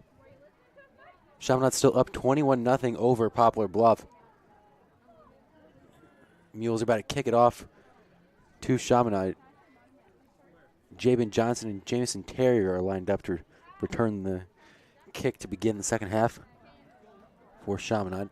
Dylan Cisney, number 9, will be kicking it off for the Mules. He'll get his first action of the game, as he normally does the PATs as well, but Didn't quite get that in the first half. Danny Sheehan gets the ball to start off. But he goes right out of bounds, so Chaminade will take the ball. And Chaminade's strategy so far has been interesting, at least with the running game.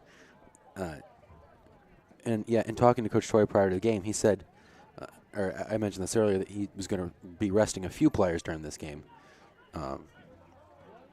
But one of those players that he was going to be kind of resting was Amar Johnson, who said he was going to get limited reps. So they've had a lot of different players at running back so far. A lot of Danny Sheehan have been at running back. We've also seen some runs from Marcus Marshall, Kyoto Setiyama, who's in right now. Gotten a few runs from a few different people.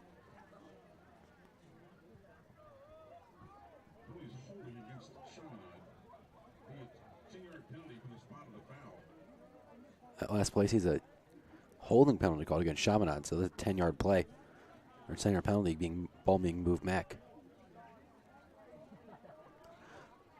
Although since we were on the topic of running backs, I believe, from what I've been told, that LJ Fortune should be making a return to the lineup now after suffering an injury against Vianney, I believe, back all the way in, I want to say about week 4, if I'm correct. And so he should be able to making his return for next week's game against Lutheran North. He'll definitely be a much a much needed, I guess, addition to the Chaminade offense.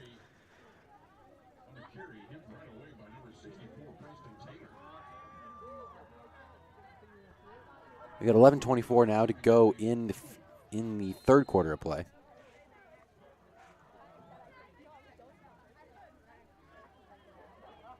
We got a second down and 20 now. Cook looking to get Jameson. Terry almost gets it, but Terry drops it. Incomplete pass. We got a 3rd and 20 now.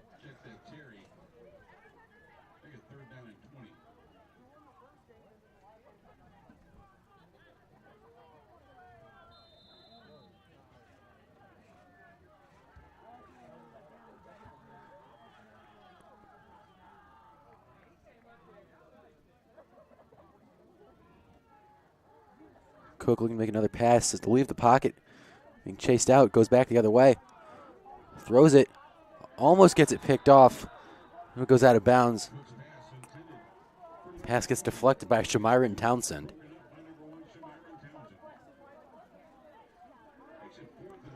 That's now Chaminade gets a 4th and 20. They're gonna presumably have to punt it now.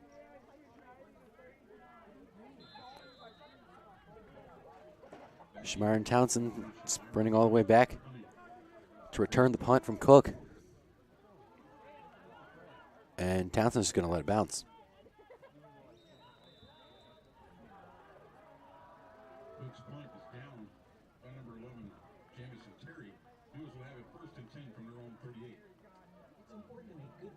So now we get a 1st and 10 for Poplar Bluff, starting out their first offensive drive of the half,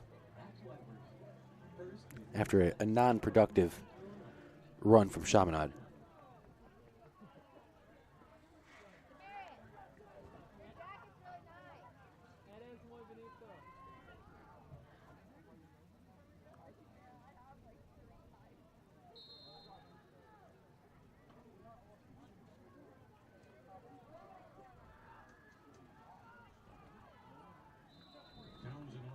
And another short run from Shamiron Townsend. Sees him get put out of bounds. Gets about 6 yards on the play. So we get a 2nd down.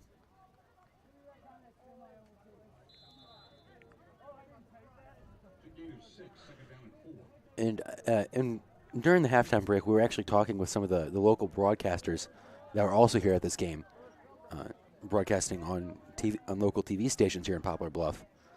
And they're talking about the interesting quarterback situation that Poplar Bluff has at the moment. And the way it works, the original starting quarterback, or they had multiple quarterbacks, I believe.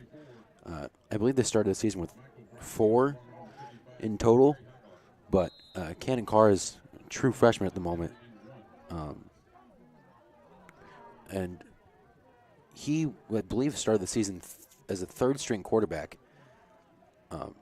And the quarterback that originally started the season was number 3 Josiah Kilgore, who hasn't been playing in this game. He got hurt last week against Jackson. He'd be carried off the field on a stretcher, as I mentioned earlier. As the pass from Jameson Terry, or the pass gets deflected by Jameson Terry. But Cannon Carr got moved up to the first-string position after another senior quarterback, Stephen Pierce, who also hasn't been playing, quit the team because he didn't get moved up to the first spot. And so now, when Kilgore got hurt, Cannon Carr got the nod. And Isaiah Johnson with another carry. They get the first down. So we get 9:46 now to go in the third quarter.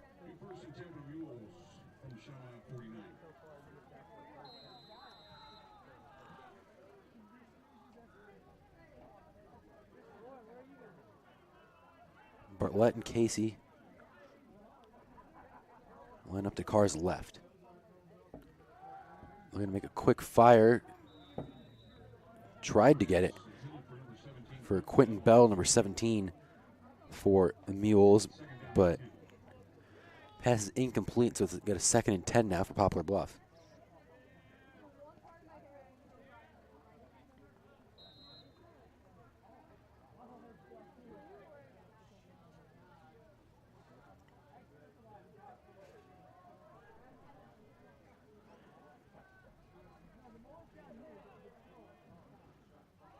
So Carr with a short toss to Isaiah Johnson. Gets tackled in the backfield, goes absolutely nowhere. Great play there from the Chaminade defense on that one. So we'll get a second down now.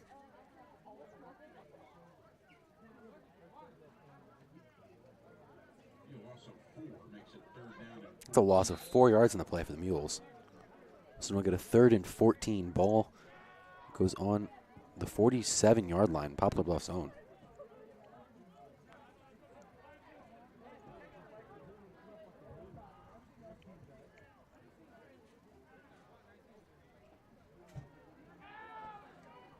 So Cook passes it, Carr passes it actually. Gets it to number 29, Cole Christian.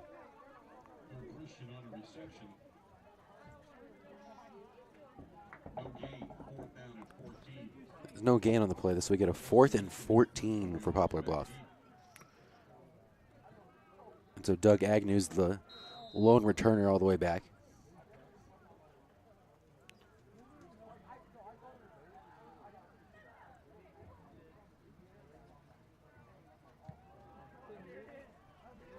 Punt. Agnew's just going to let it roll.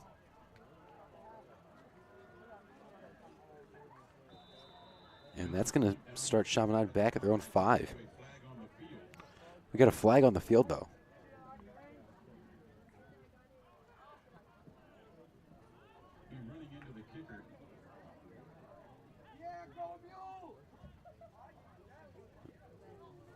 That's going to be a flag against Poplar Bluff for running into the kicker, but Chaminade's going to decline it.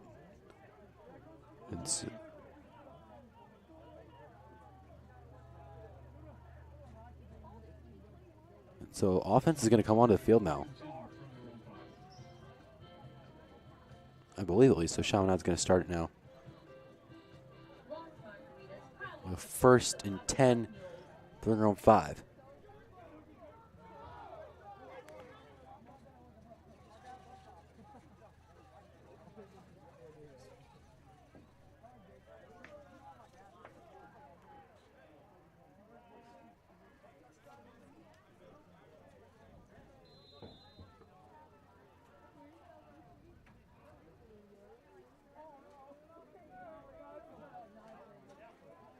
The run right there comes from Marcus Marshall.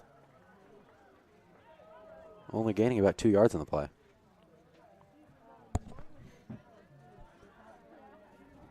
8:20 to go in the third quarter of play.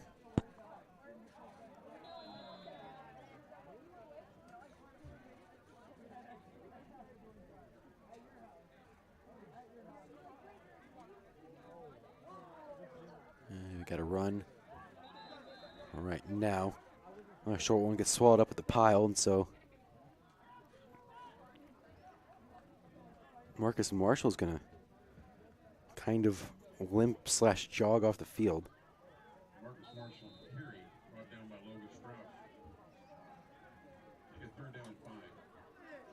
Shoving out with 3rd and 5 now from their own 10-yard line.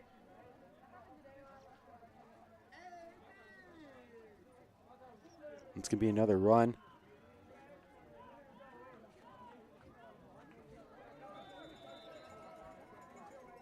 Quick run there from Kyoto Setiyama. Setiyama on a carry.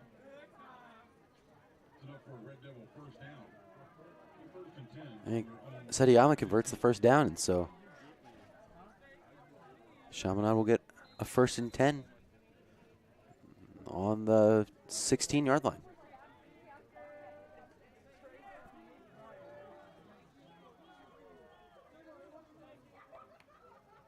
Another run for Chaminade. Some hard hit right there. I believe I heard some helmet-to-helmet contact. Potentially. I believe it was Jamison Terry with the carry.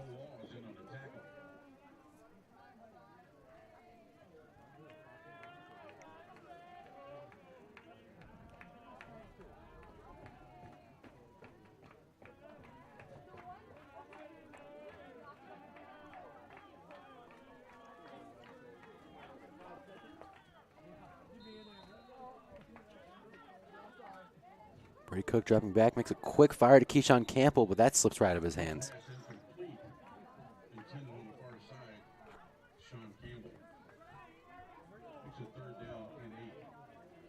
So now we got a 3rd and 8 for Chaminade.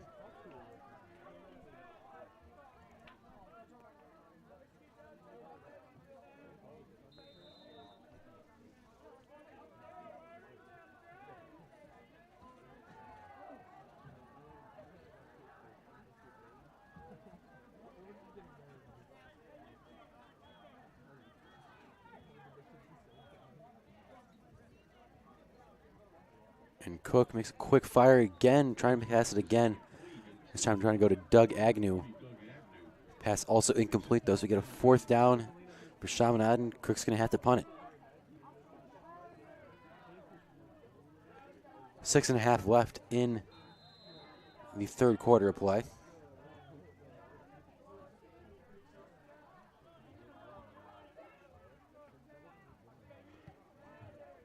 Cook boots it to almost right at the 50-yard line. Ball's just going to keep rolling.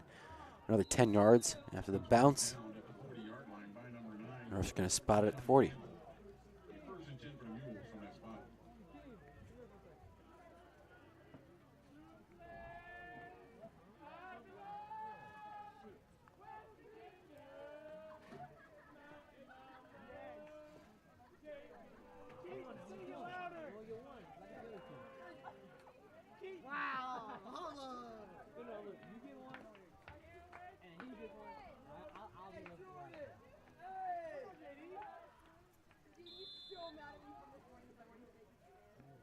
Poplar Bluff's offense coming back on now. Short pass to Xavier Bartlett, drops it, so it's going to be incomplete.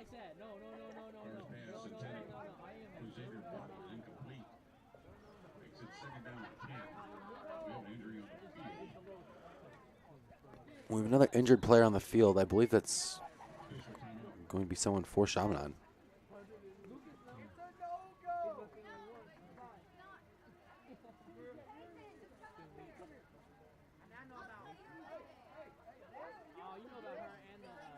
I can't see who the injury is on.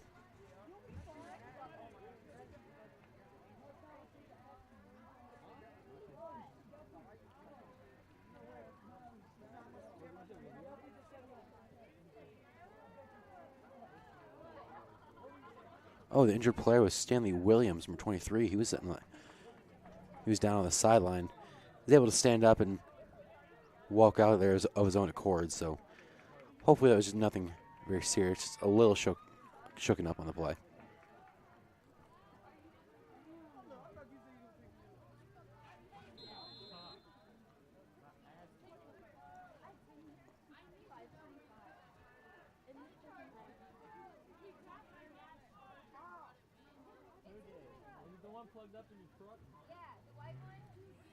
Carr with another handoff to Isaiah Johnson. And he gets some space and gets tackled just short, or just after the 50-yard line, I believe. Actually, refs are going to spot him right before. So we get a 3rd and 2 now. Not quite enough to move the sticks for the first down.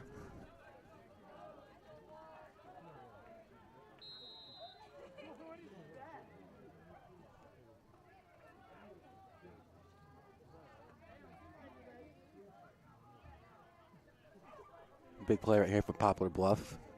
Big 3rd down for them, potentially trying to get themselves back in it, but we got a timeout called.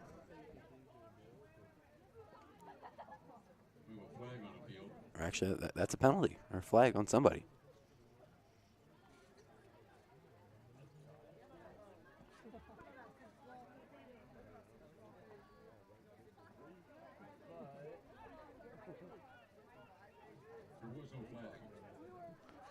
There is no flag, just an inadvertent whistle, I guess. I'm not quite sure what's going on.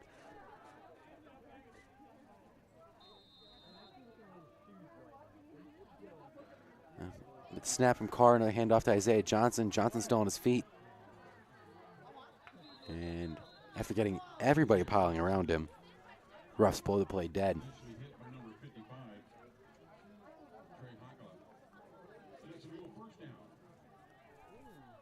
Poplar Bluff picks up the first down on the play. Short run from Isaiah Johnson.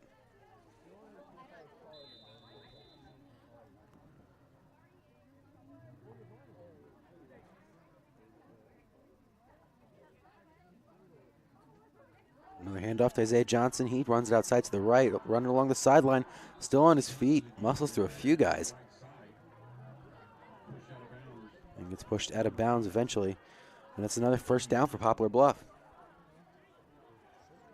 Actually, no, it isn't. I stand corrected.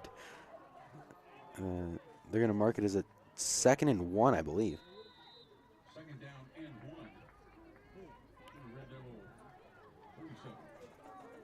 5:09 to go in the 3rd quarter of play. Chaminade's still up 21-0. Score has not changed since half.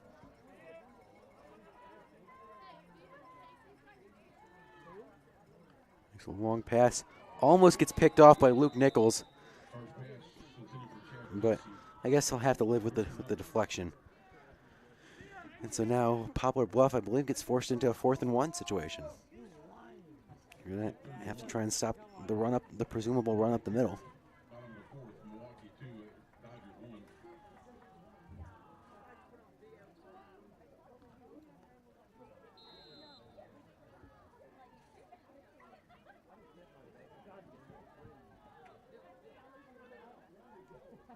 Actually, they're just going to call it a 3rd and 1 now. It's going to be another handoff from Isaiah Johnson, but he has some trouble in the backfield, doesn't get the first down. They're going to mark him short. It's a 4th down now. I think it's just a gain of nothing on the play, so that's going to be... Actually, refs are going to mark it even back now. It's going to be a 4th and 2 yards.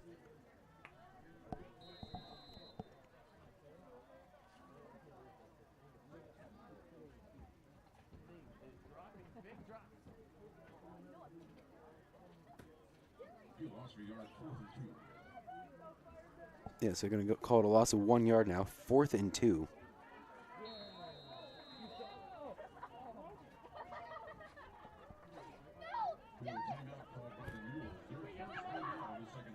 And Poplar Bluff calls their first time out of the second half.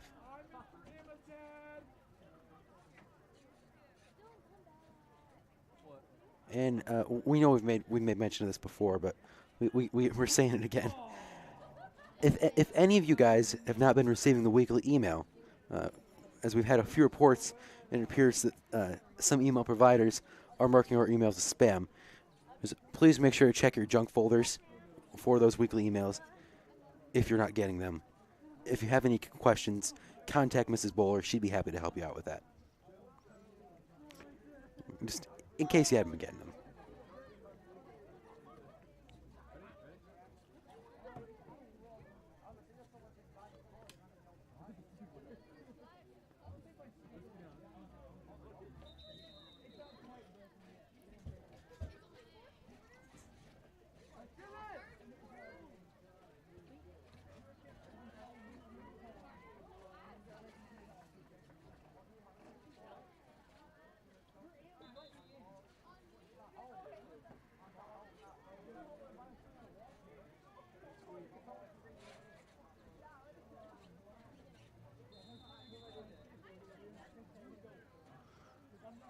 Chaminade's defense already on the field. Poplar and Bluff's just now coming out.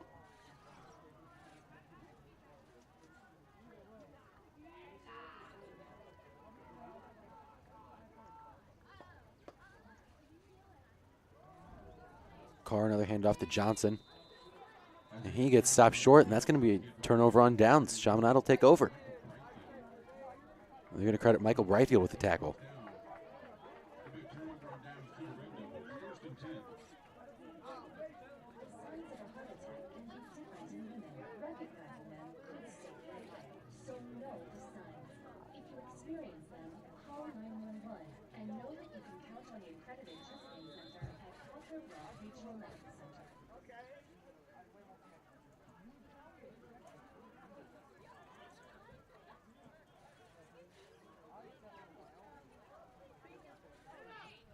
And Brady Cook, deep pass, trying to get to Doug Agnew, and completes it. And Agnew gets tackled right after the catch. Big gain right there for Chaminade. Very nice deep pass to Doug Agnew.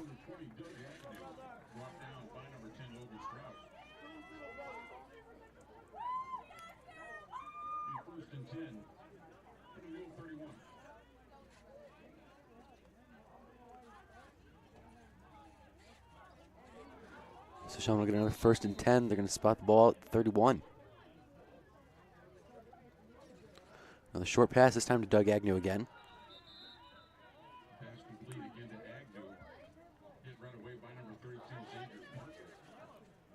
He gets tackled by Bartlett from Poplar Bluff.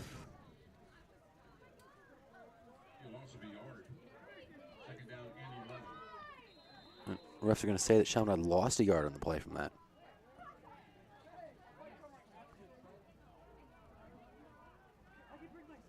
So they hand off to Kyoto Setiyama, breaks free, gets some yards, and then falls down right on the sideline.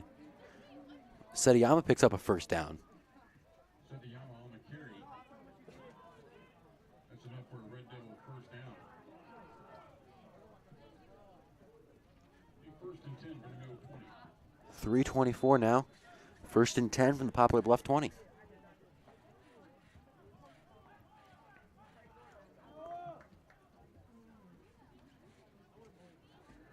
Cook keeps it.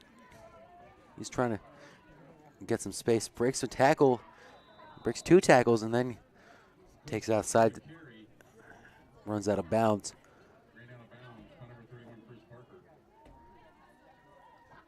Gains a couple yards on the play. Refs are going to say 3 total. So we'll get a 2nd and 7.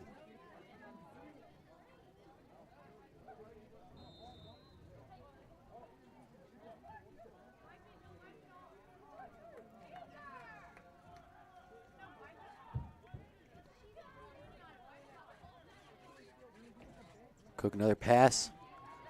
Another completion. And the refs are going to throw a flag on the play. I think that's going to be a horse collar against Bartlett.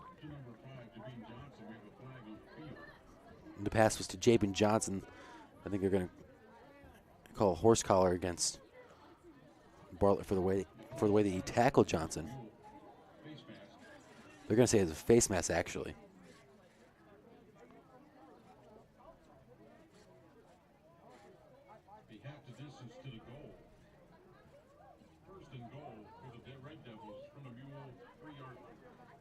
And because that they're going to say it was half that distance to the goal, so they're going to spot it as a 1st and goal from the 3-yard line. And that's going to be another run from Kyoto Setiyama, but he gets swallowed up the line.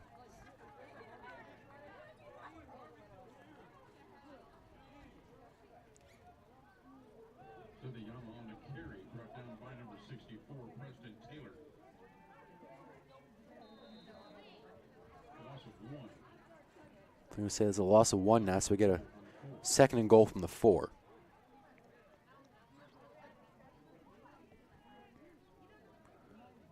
Running up the middle again. And does he get in the end zone? The refs are going to say that he does. That's Kyoto Setiyama with the touchdown. And so Kyoto Setiyama picks up his first touchdown of the season as well. A lot of new guys getting some reps today. Getting on the board for the first times this season. You got Danny Sheehan, who's already got 2 touchdowns. And then Kyoto Setiyama getting into the end zone now. And then Adam Schmidt coming onto the field. He's not just getting on the board. He normally makes his PATs, and right now is no different. And so now Chaminade leads 28-0 off the nice touchdown run from Kyoto Setiyama. One of the 2 resident students actually that are on the football team, him and the starting right guard Riku Kasuga, both are from Japan, who live in the dorms at Chaminade. 2 of our many fine dorm students we have.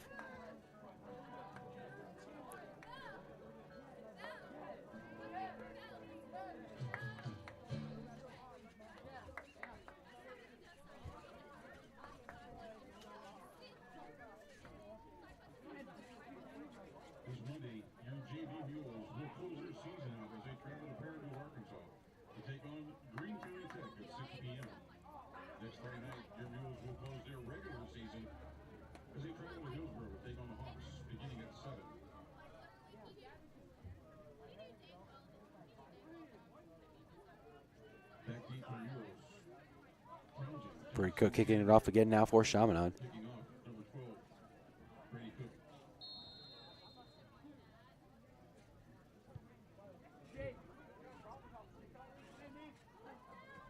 And Bartlett fumbles it initially, but runs his hands, and he's taken off. He turns on the Jets. He breaks free, gets some speed. Brady Cook's the only one back to stop him. And Brady Cook gets the tackle and the stop. After, from what my perspective looked like it would be a done deal.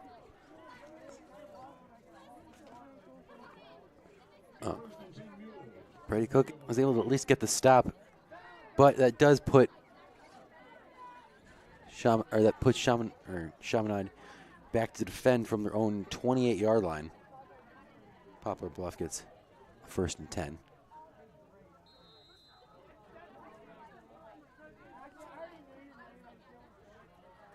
Shamarin Townsend with the ball, cutting back the other way. Being chased by by Grant Finley right there. Breaks the tackle though. And Julian McBride officially runs him out of bounds. And that's going to be a loss of yards though on the play. A lot of running in the backfield though.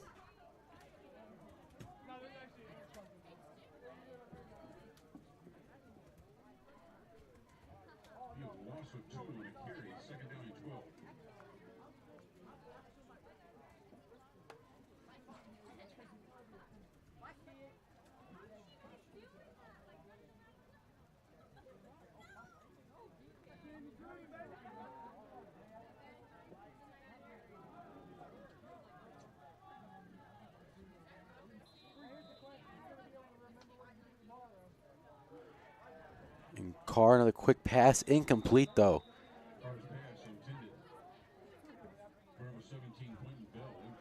There's another pass intent for Quentin Bell. Incomplete though, so it's a 3rd down and 12 for the Mules. Line to gain is the 17-yard line.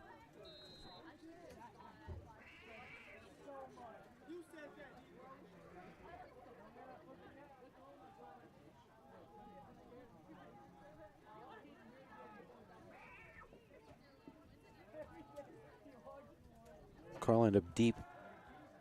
Fires it. And pass gets picked off. With it. It's Cam Epps with the interception. And so Chaminade will take over. Beautiful interception there from Cam Epps to give Chaminade the ball back.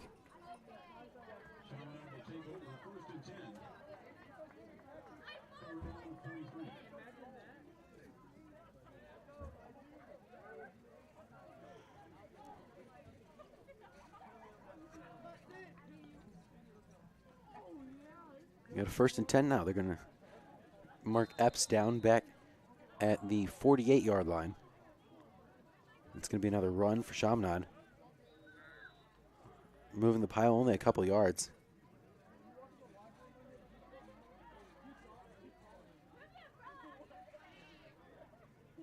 Marcus Marshall carry. Brought down by number 69, Kendrick Gordon. 1:14 to go now in the 3rd quarter. Chaminade up 28-0 over the Poplar Bluff Mules at the moment.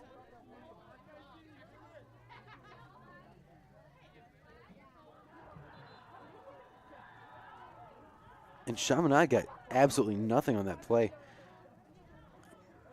The Poplar Bluff D-line got right to Marcus Marshall, who carried the ball on that last play. As they tackled him in the backfield for a loss. Rough play right there for Marcus Marshall. Nothing really you could do. There's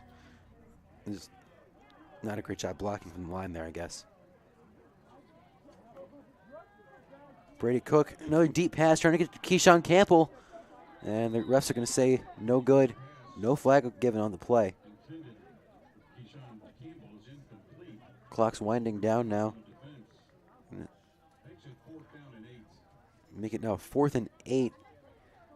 24 seconds left in the 3rd quarter.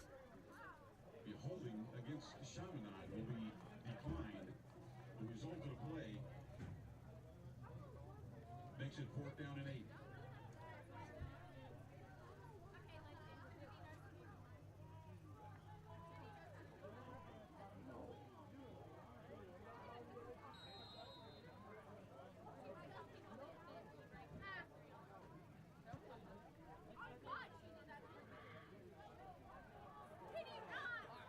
And punt right there from Cook. It keeps on rolling. And that's going to pin Poplar Bluff inside their own 5-yard line. Very good punt right there from Brady Cook.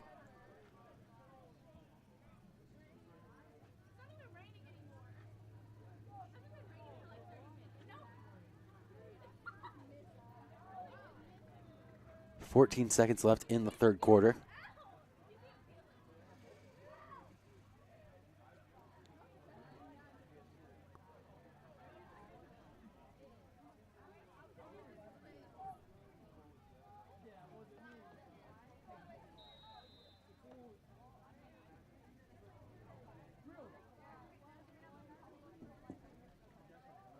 The handoff from Carr.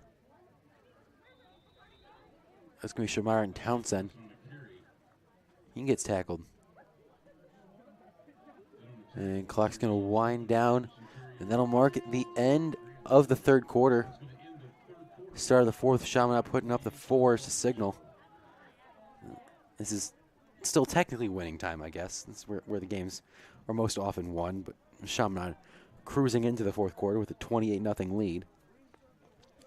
And presuming that we don't blow a 28-point lead in the matter of a quarter and potentially become the laughing stock of St. Louis, if we blow a 25-point lead, or if we don't 28-point lead, that'll probably happen. Let's just be honest. But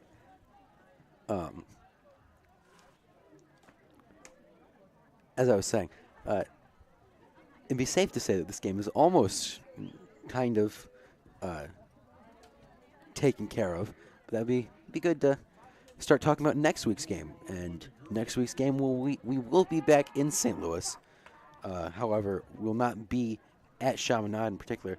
We have another road game, and this time we're playing the Crusaders from Lutheran North High School. And we'll be taking taking them on next Friday, October 19th at 7 o'clock. And if you don't want to drive out to Lutheran North, then you can always catch that game right here on CSPN, as you can normally expect. And you'll get to hear my voice along with, I believe, Tristan and Joe, so it's not just me talking to myself. So it'll make it even better.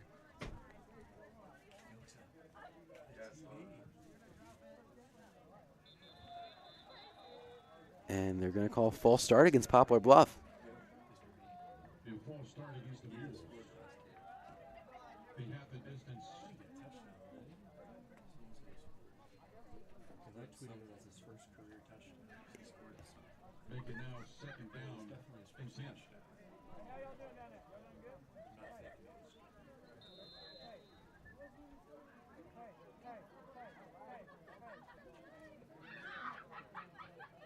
Carr, a quick handoff to Isaiah Johnson.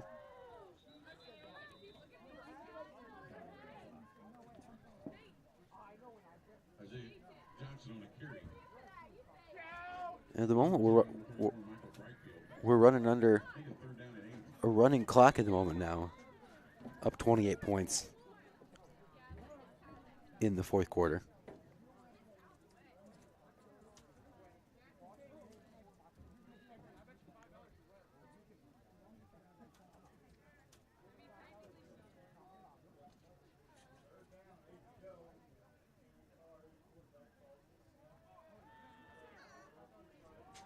Quick heave from Cannon Carr. Finds nobody. Incomplete. Intended for Chad Casey. So we get a 4th and 8 for Poplar Bluff. All the way back from their own 5-yard line.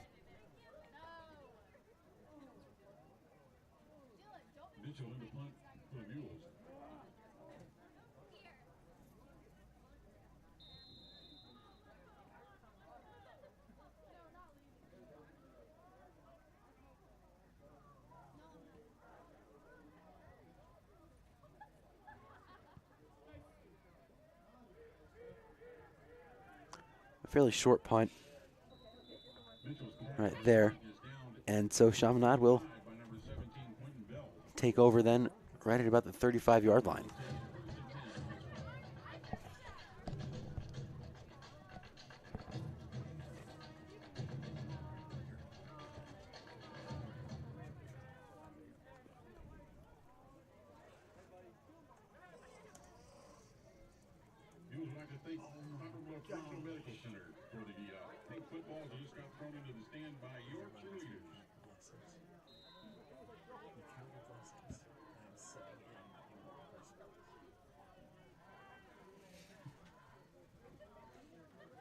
Brady Cook looking to make a deep pass. Trying to get to Keyshawn Campbell again. And refs are going to throw a flag on the play. They're going to call a penalty against Xavier Bartlett.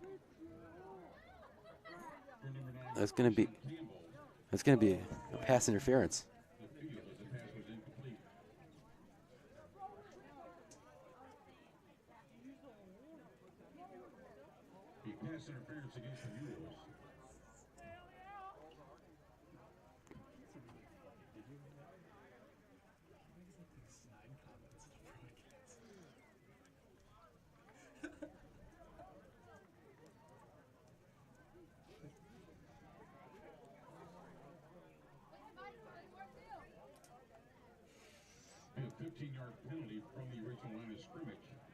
Maybe a 10-yard penalty from where the line of scrimmage initially was.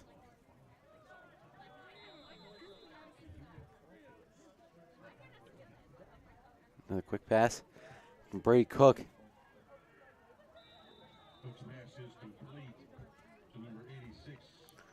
Pass goes to Lewis Provokes, number 86 for Chaminade. Shamiron Townsend with the tackle.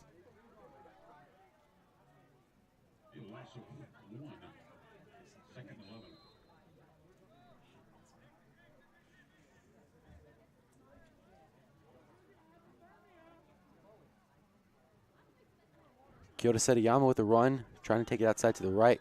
Gets tackled in the backfield, though, so there'll be a loss of yards on the play for Chaminade.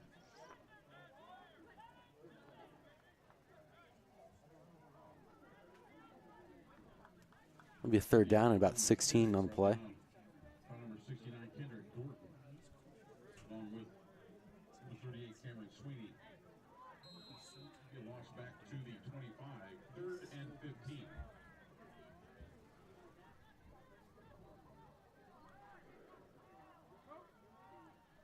.9:42 to go in the final frame.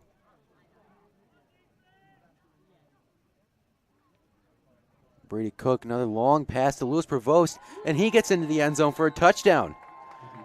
Chaminade increases their lead again. Chaminade now up 34-0 over Poplar Bluff. 9:24 on the clock. Very nice pass from Brady Cook to Lewis Provost.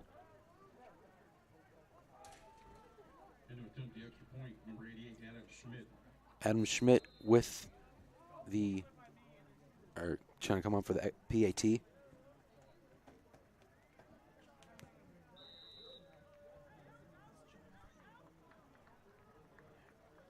And the kick is good, or no good actually, from Adam Schmidt. So Chaminade up 34-0 now over Poplar Bluff. 9:24 to go.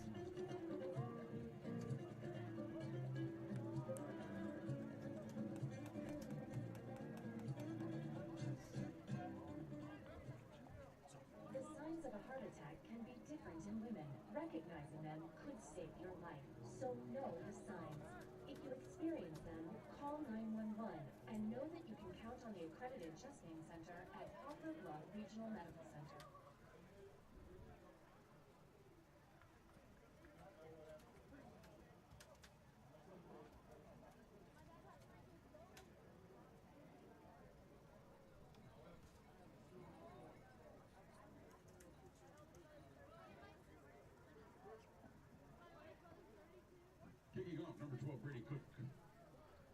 Cook with another kickoff here.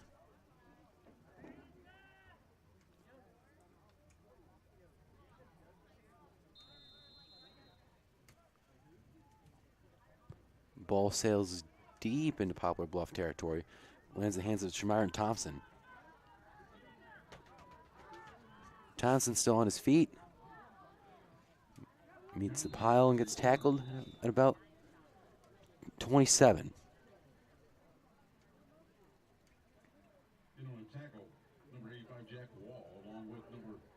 Jack Wall gets a tackle for Chaminade on the play.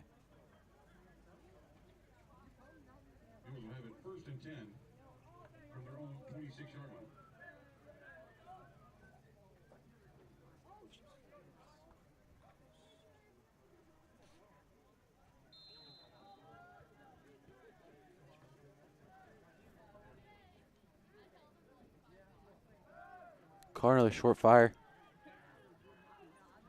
Chad Casey with the ball.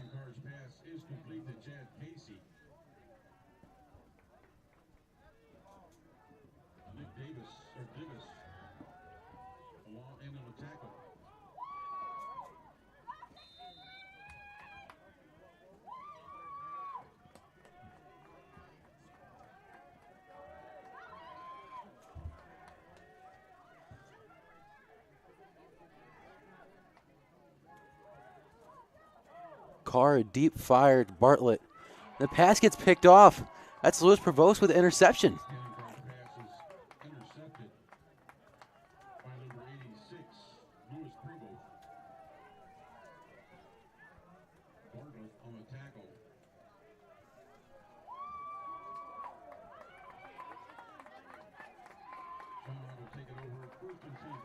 So Chaminade will take the ball over now.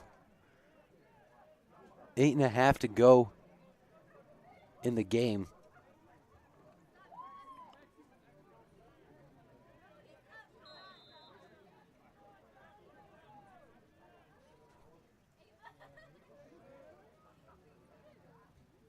Brady Cook, another handoff to Setayama. He moves the pile a little bit, gets some yards.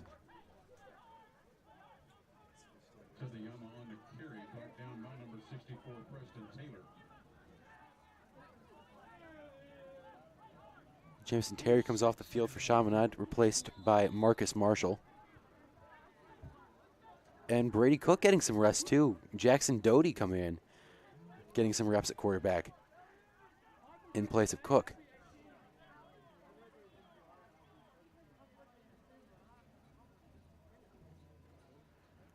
Doty with a handoff.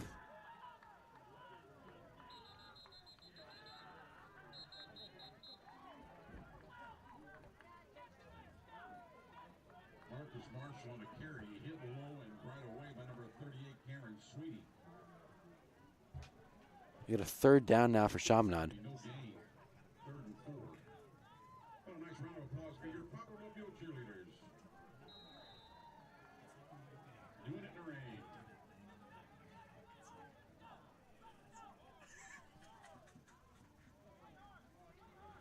Jackson Doty is in at quarterback. He makes a short toss to Setayama. He's trying to cut up field. And he picks up the first down. And so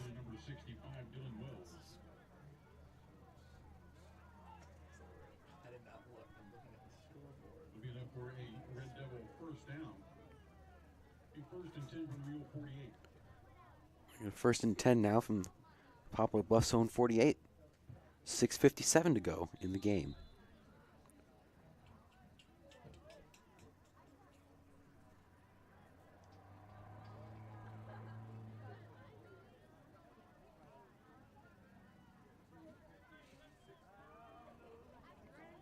Chaminade trying out a few different lineups now with this game pretty much wrapped up. Luke Nichols, the normal defensive back, was getting some reps at wide receiver on this last possession. But the short toss from Doty to Setayama gets fumbled, and so Setayama has to dive on it as that puts Chaminade back. It's a 2nd and 20, or about 2nd and 20 for me. What I can see at least. 6.5 left. I think it's 2nd down 19.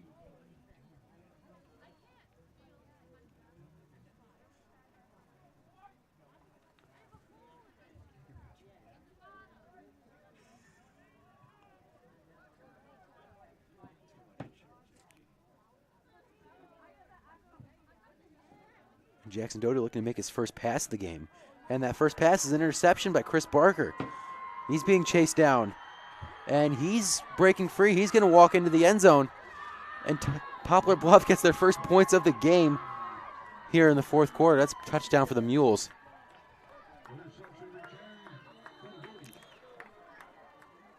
A pick 6 here with just under 6 minutes left in the 4th. Poplar Bluff finally gets on the board for the first time this game.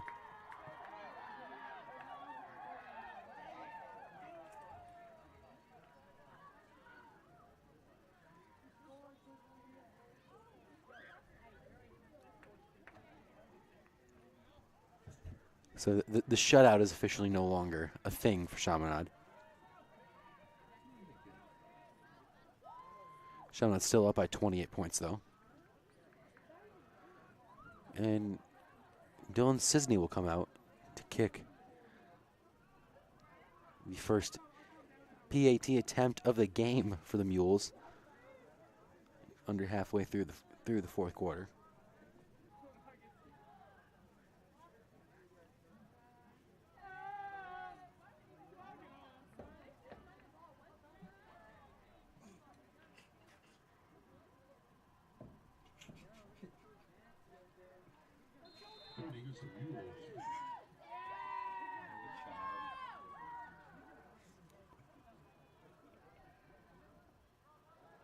And there's some trouble with the snap. Sisney didn't even get a hand on it.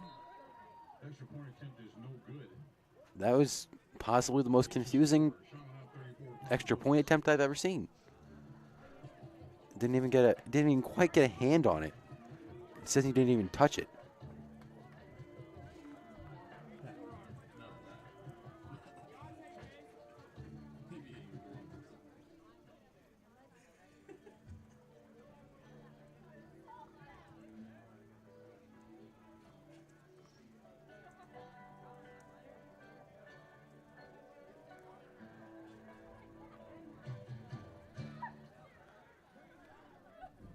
5:52 left in the game.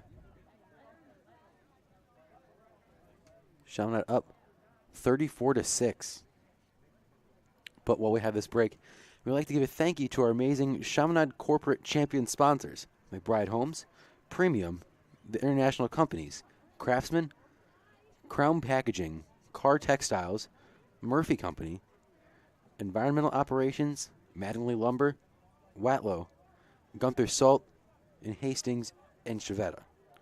It is not too late to be a part of this marketing opportunity. Contact the Advancement Office for more information. So, once again, thank you to all those corporate champions that I just mentioned, helping support Chaminade and all that we do.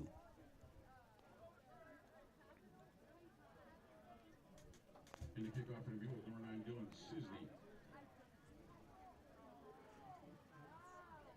Sisney. Sisney will kick off.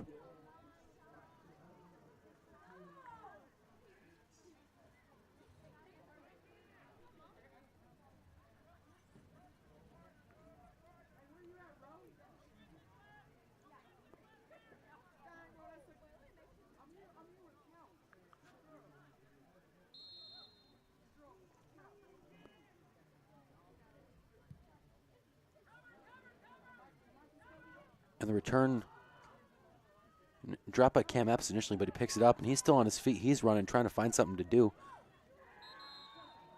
Sisney's kickoff return by number 7, Ian Epps. Epps gets tackled, and so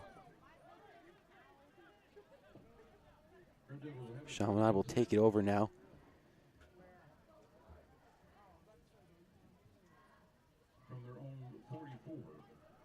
I'm going to start this drive at their own 44-yard line.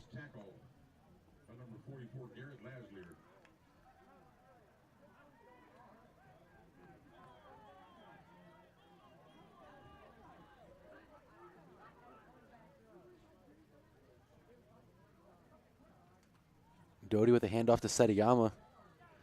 And Setiyama gets tackled, and there's a flag on the play. I would think that's going against Poplar Bluff.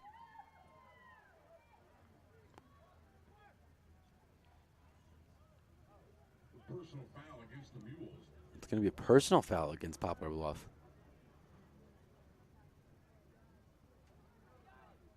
A 15-yard penalty.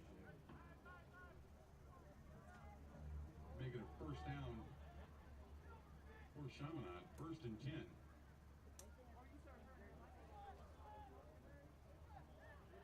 A 1st and 10 by Mule 38.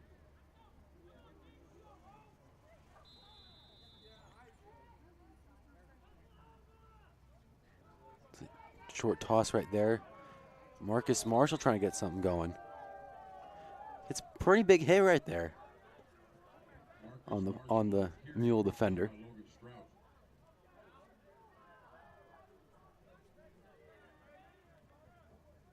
A gain of 7, 2nd down and 3.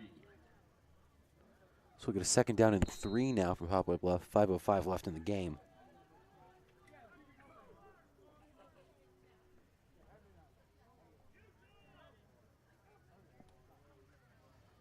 Doty with a handoff to Setiyama again. Setiyama up the middle, brought down by Cole Laws. Another really short game from Setiyama. Take a 3rd down, about a yard and a half. So we got about a 3rd and 2 now.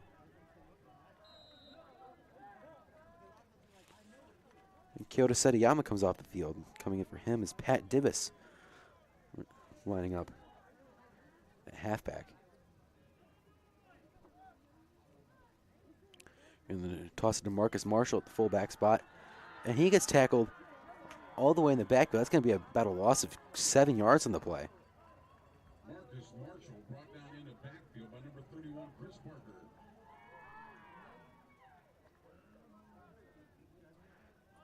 Clock ticking now, just under 4 minutes left in the game.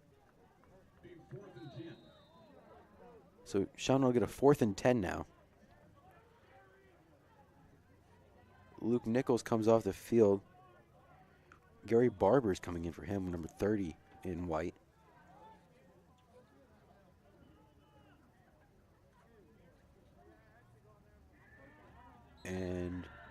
They're just going to try and run it up the middle, and the run gets stopped for Marcus Marshall again.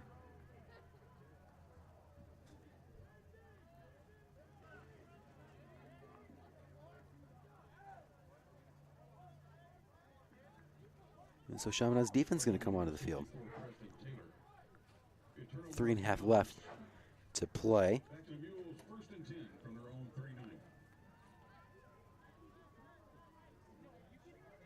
Chaminade up 28 points.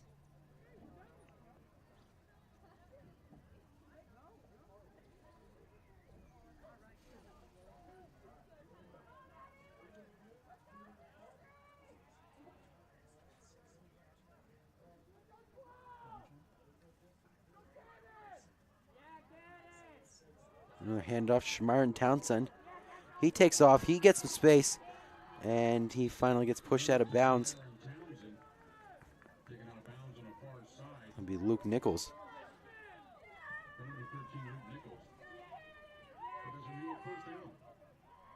Poplar Bluff picks up the first down, though.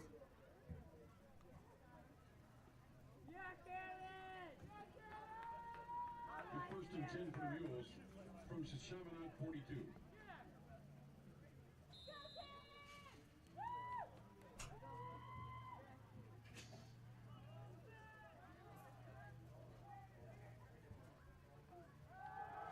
Carr, short pass to Chad Casey. And he gets tackled right after the catch.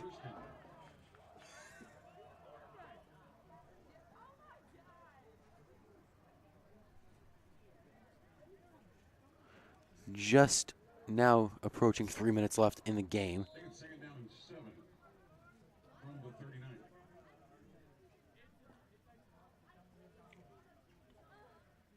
So we'll get a 2nd and 7 from the 39-yard line.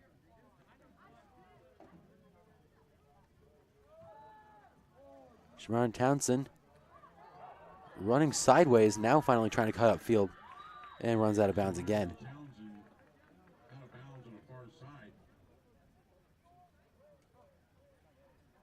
Taken out by number 13, Luke Nichols. But it's a Mule first down.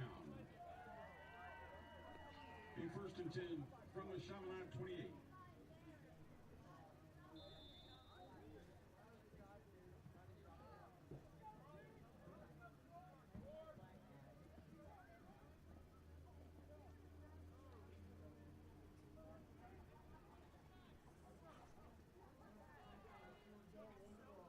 We get a 1st and 10 now. 2:34 left. Carr, another pass. Deep pass this time. Getting to Xavier Bartlett and completes it. He'll get finally tackled after a brief struggle at about the 10-yard line. Just inside that, actually, closer to the 5.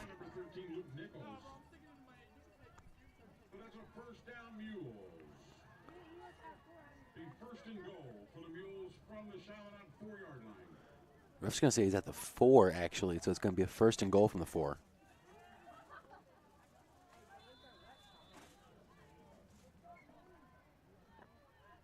.224 left in the game.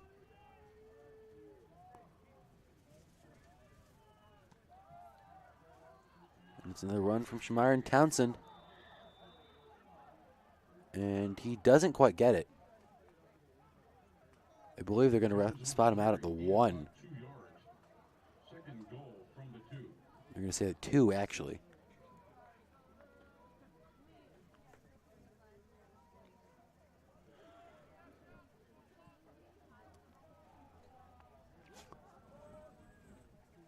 And once again, we want to remind you that next week's game is at Lutheran North against the Lutheran North Crusaders. And if you don't want to drive all the way out there, once again, we will be broadcasting that right here on CSPN if you want to still catch up on the action without having to make that drive. And another run from Shamiron Townsend. And does he get in the end zone? The refs are going to say he gets in the end zone. So that's a touchdown for Poplar Bluff.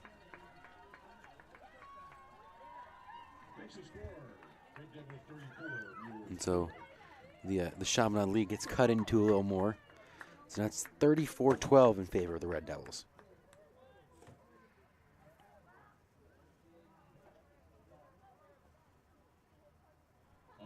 extra point, number 9, Dylan Sisney.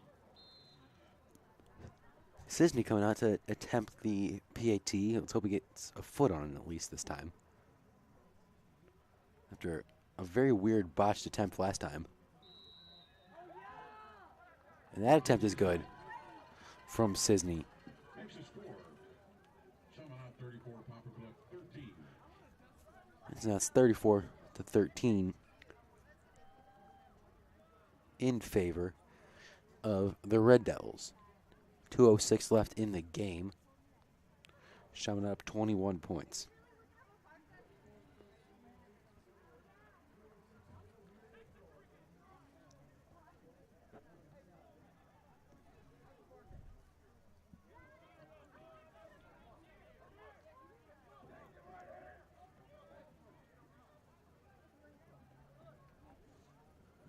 Jamison Terry and Cam Epps all the way in the backfield to return for Chaminade.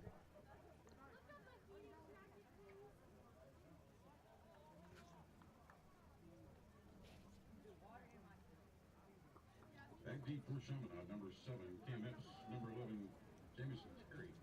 Kicking off our mules, number 9, Dylan Sisney.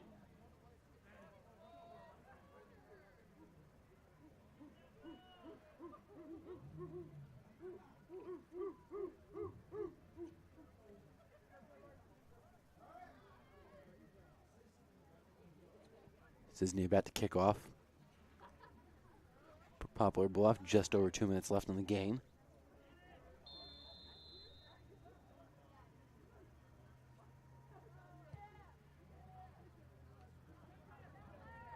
The ball is going to be caught and returned by Louis Prevost.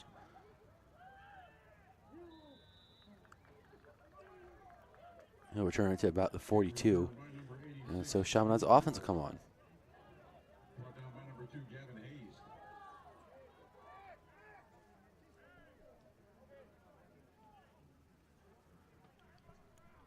Jackson Doty coming out for potentially one last drive of the game.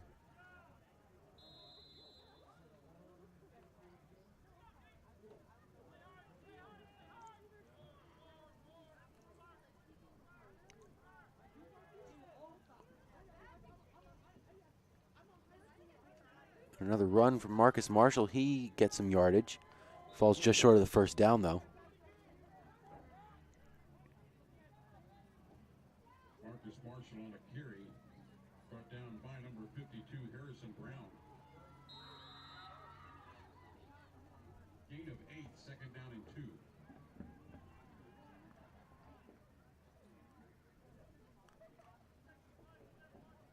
So we got a 2nd and 2 now for Chaminade. 1:25 left in the game.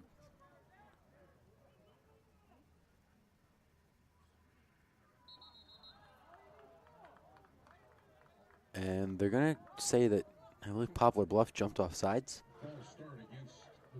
Actually, they're going to call a false start against Chaminade. So they're going to move the ball back 5 yards, and that's going to be a 2nd and 7. 1:15 left on the clock.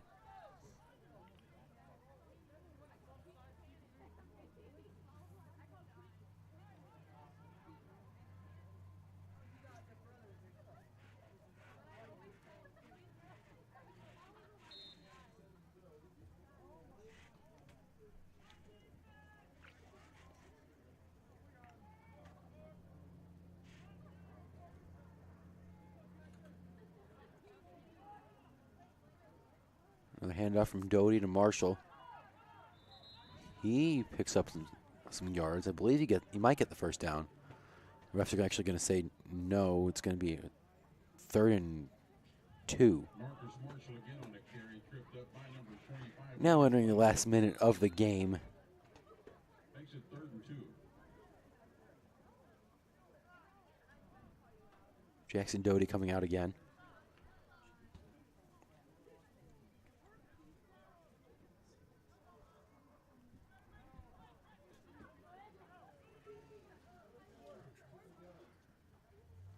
And Doty's going to hand it off to Divis, or fake the handoff, and he's running out, and he gets sacked, actually.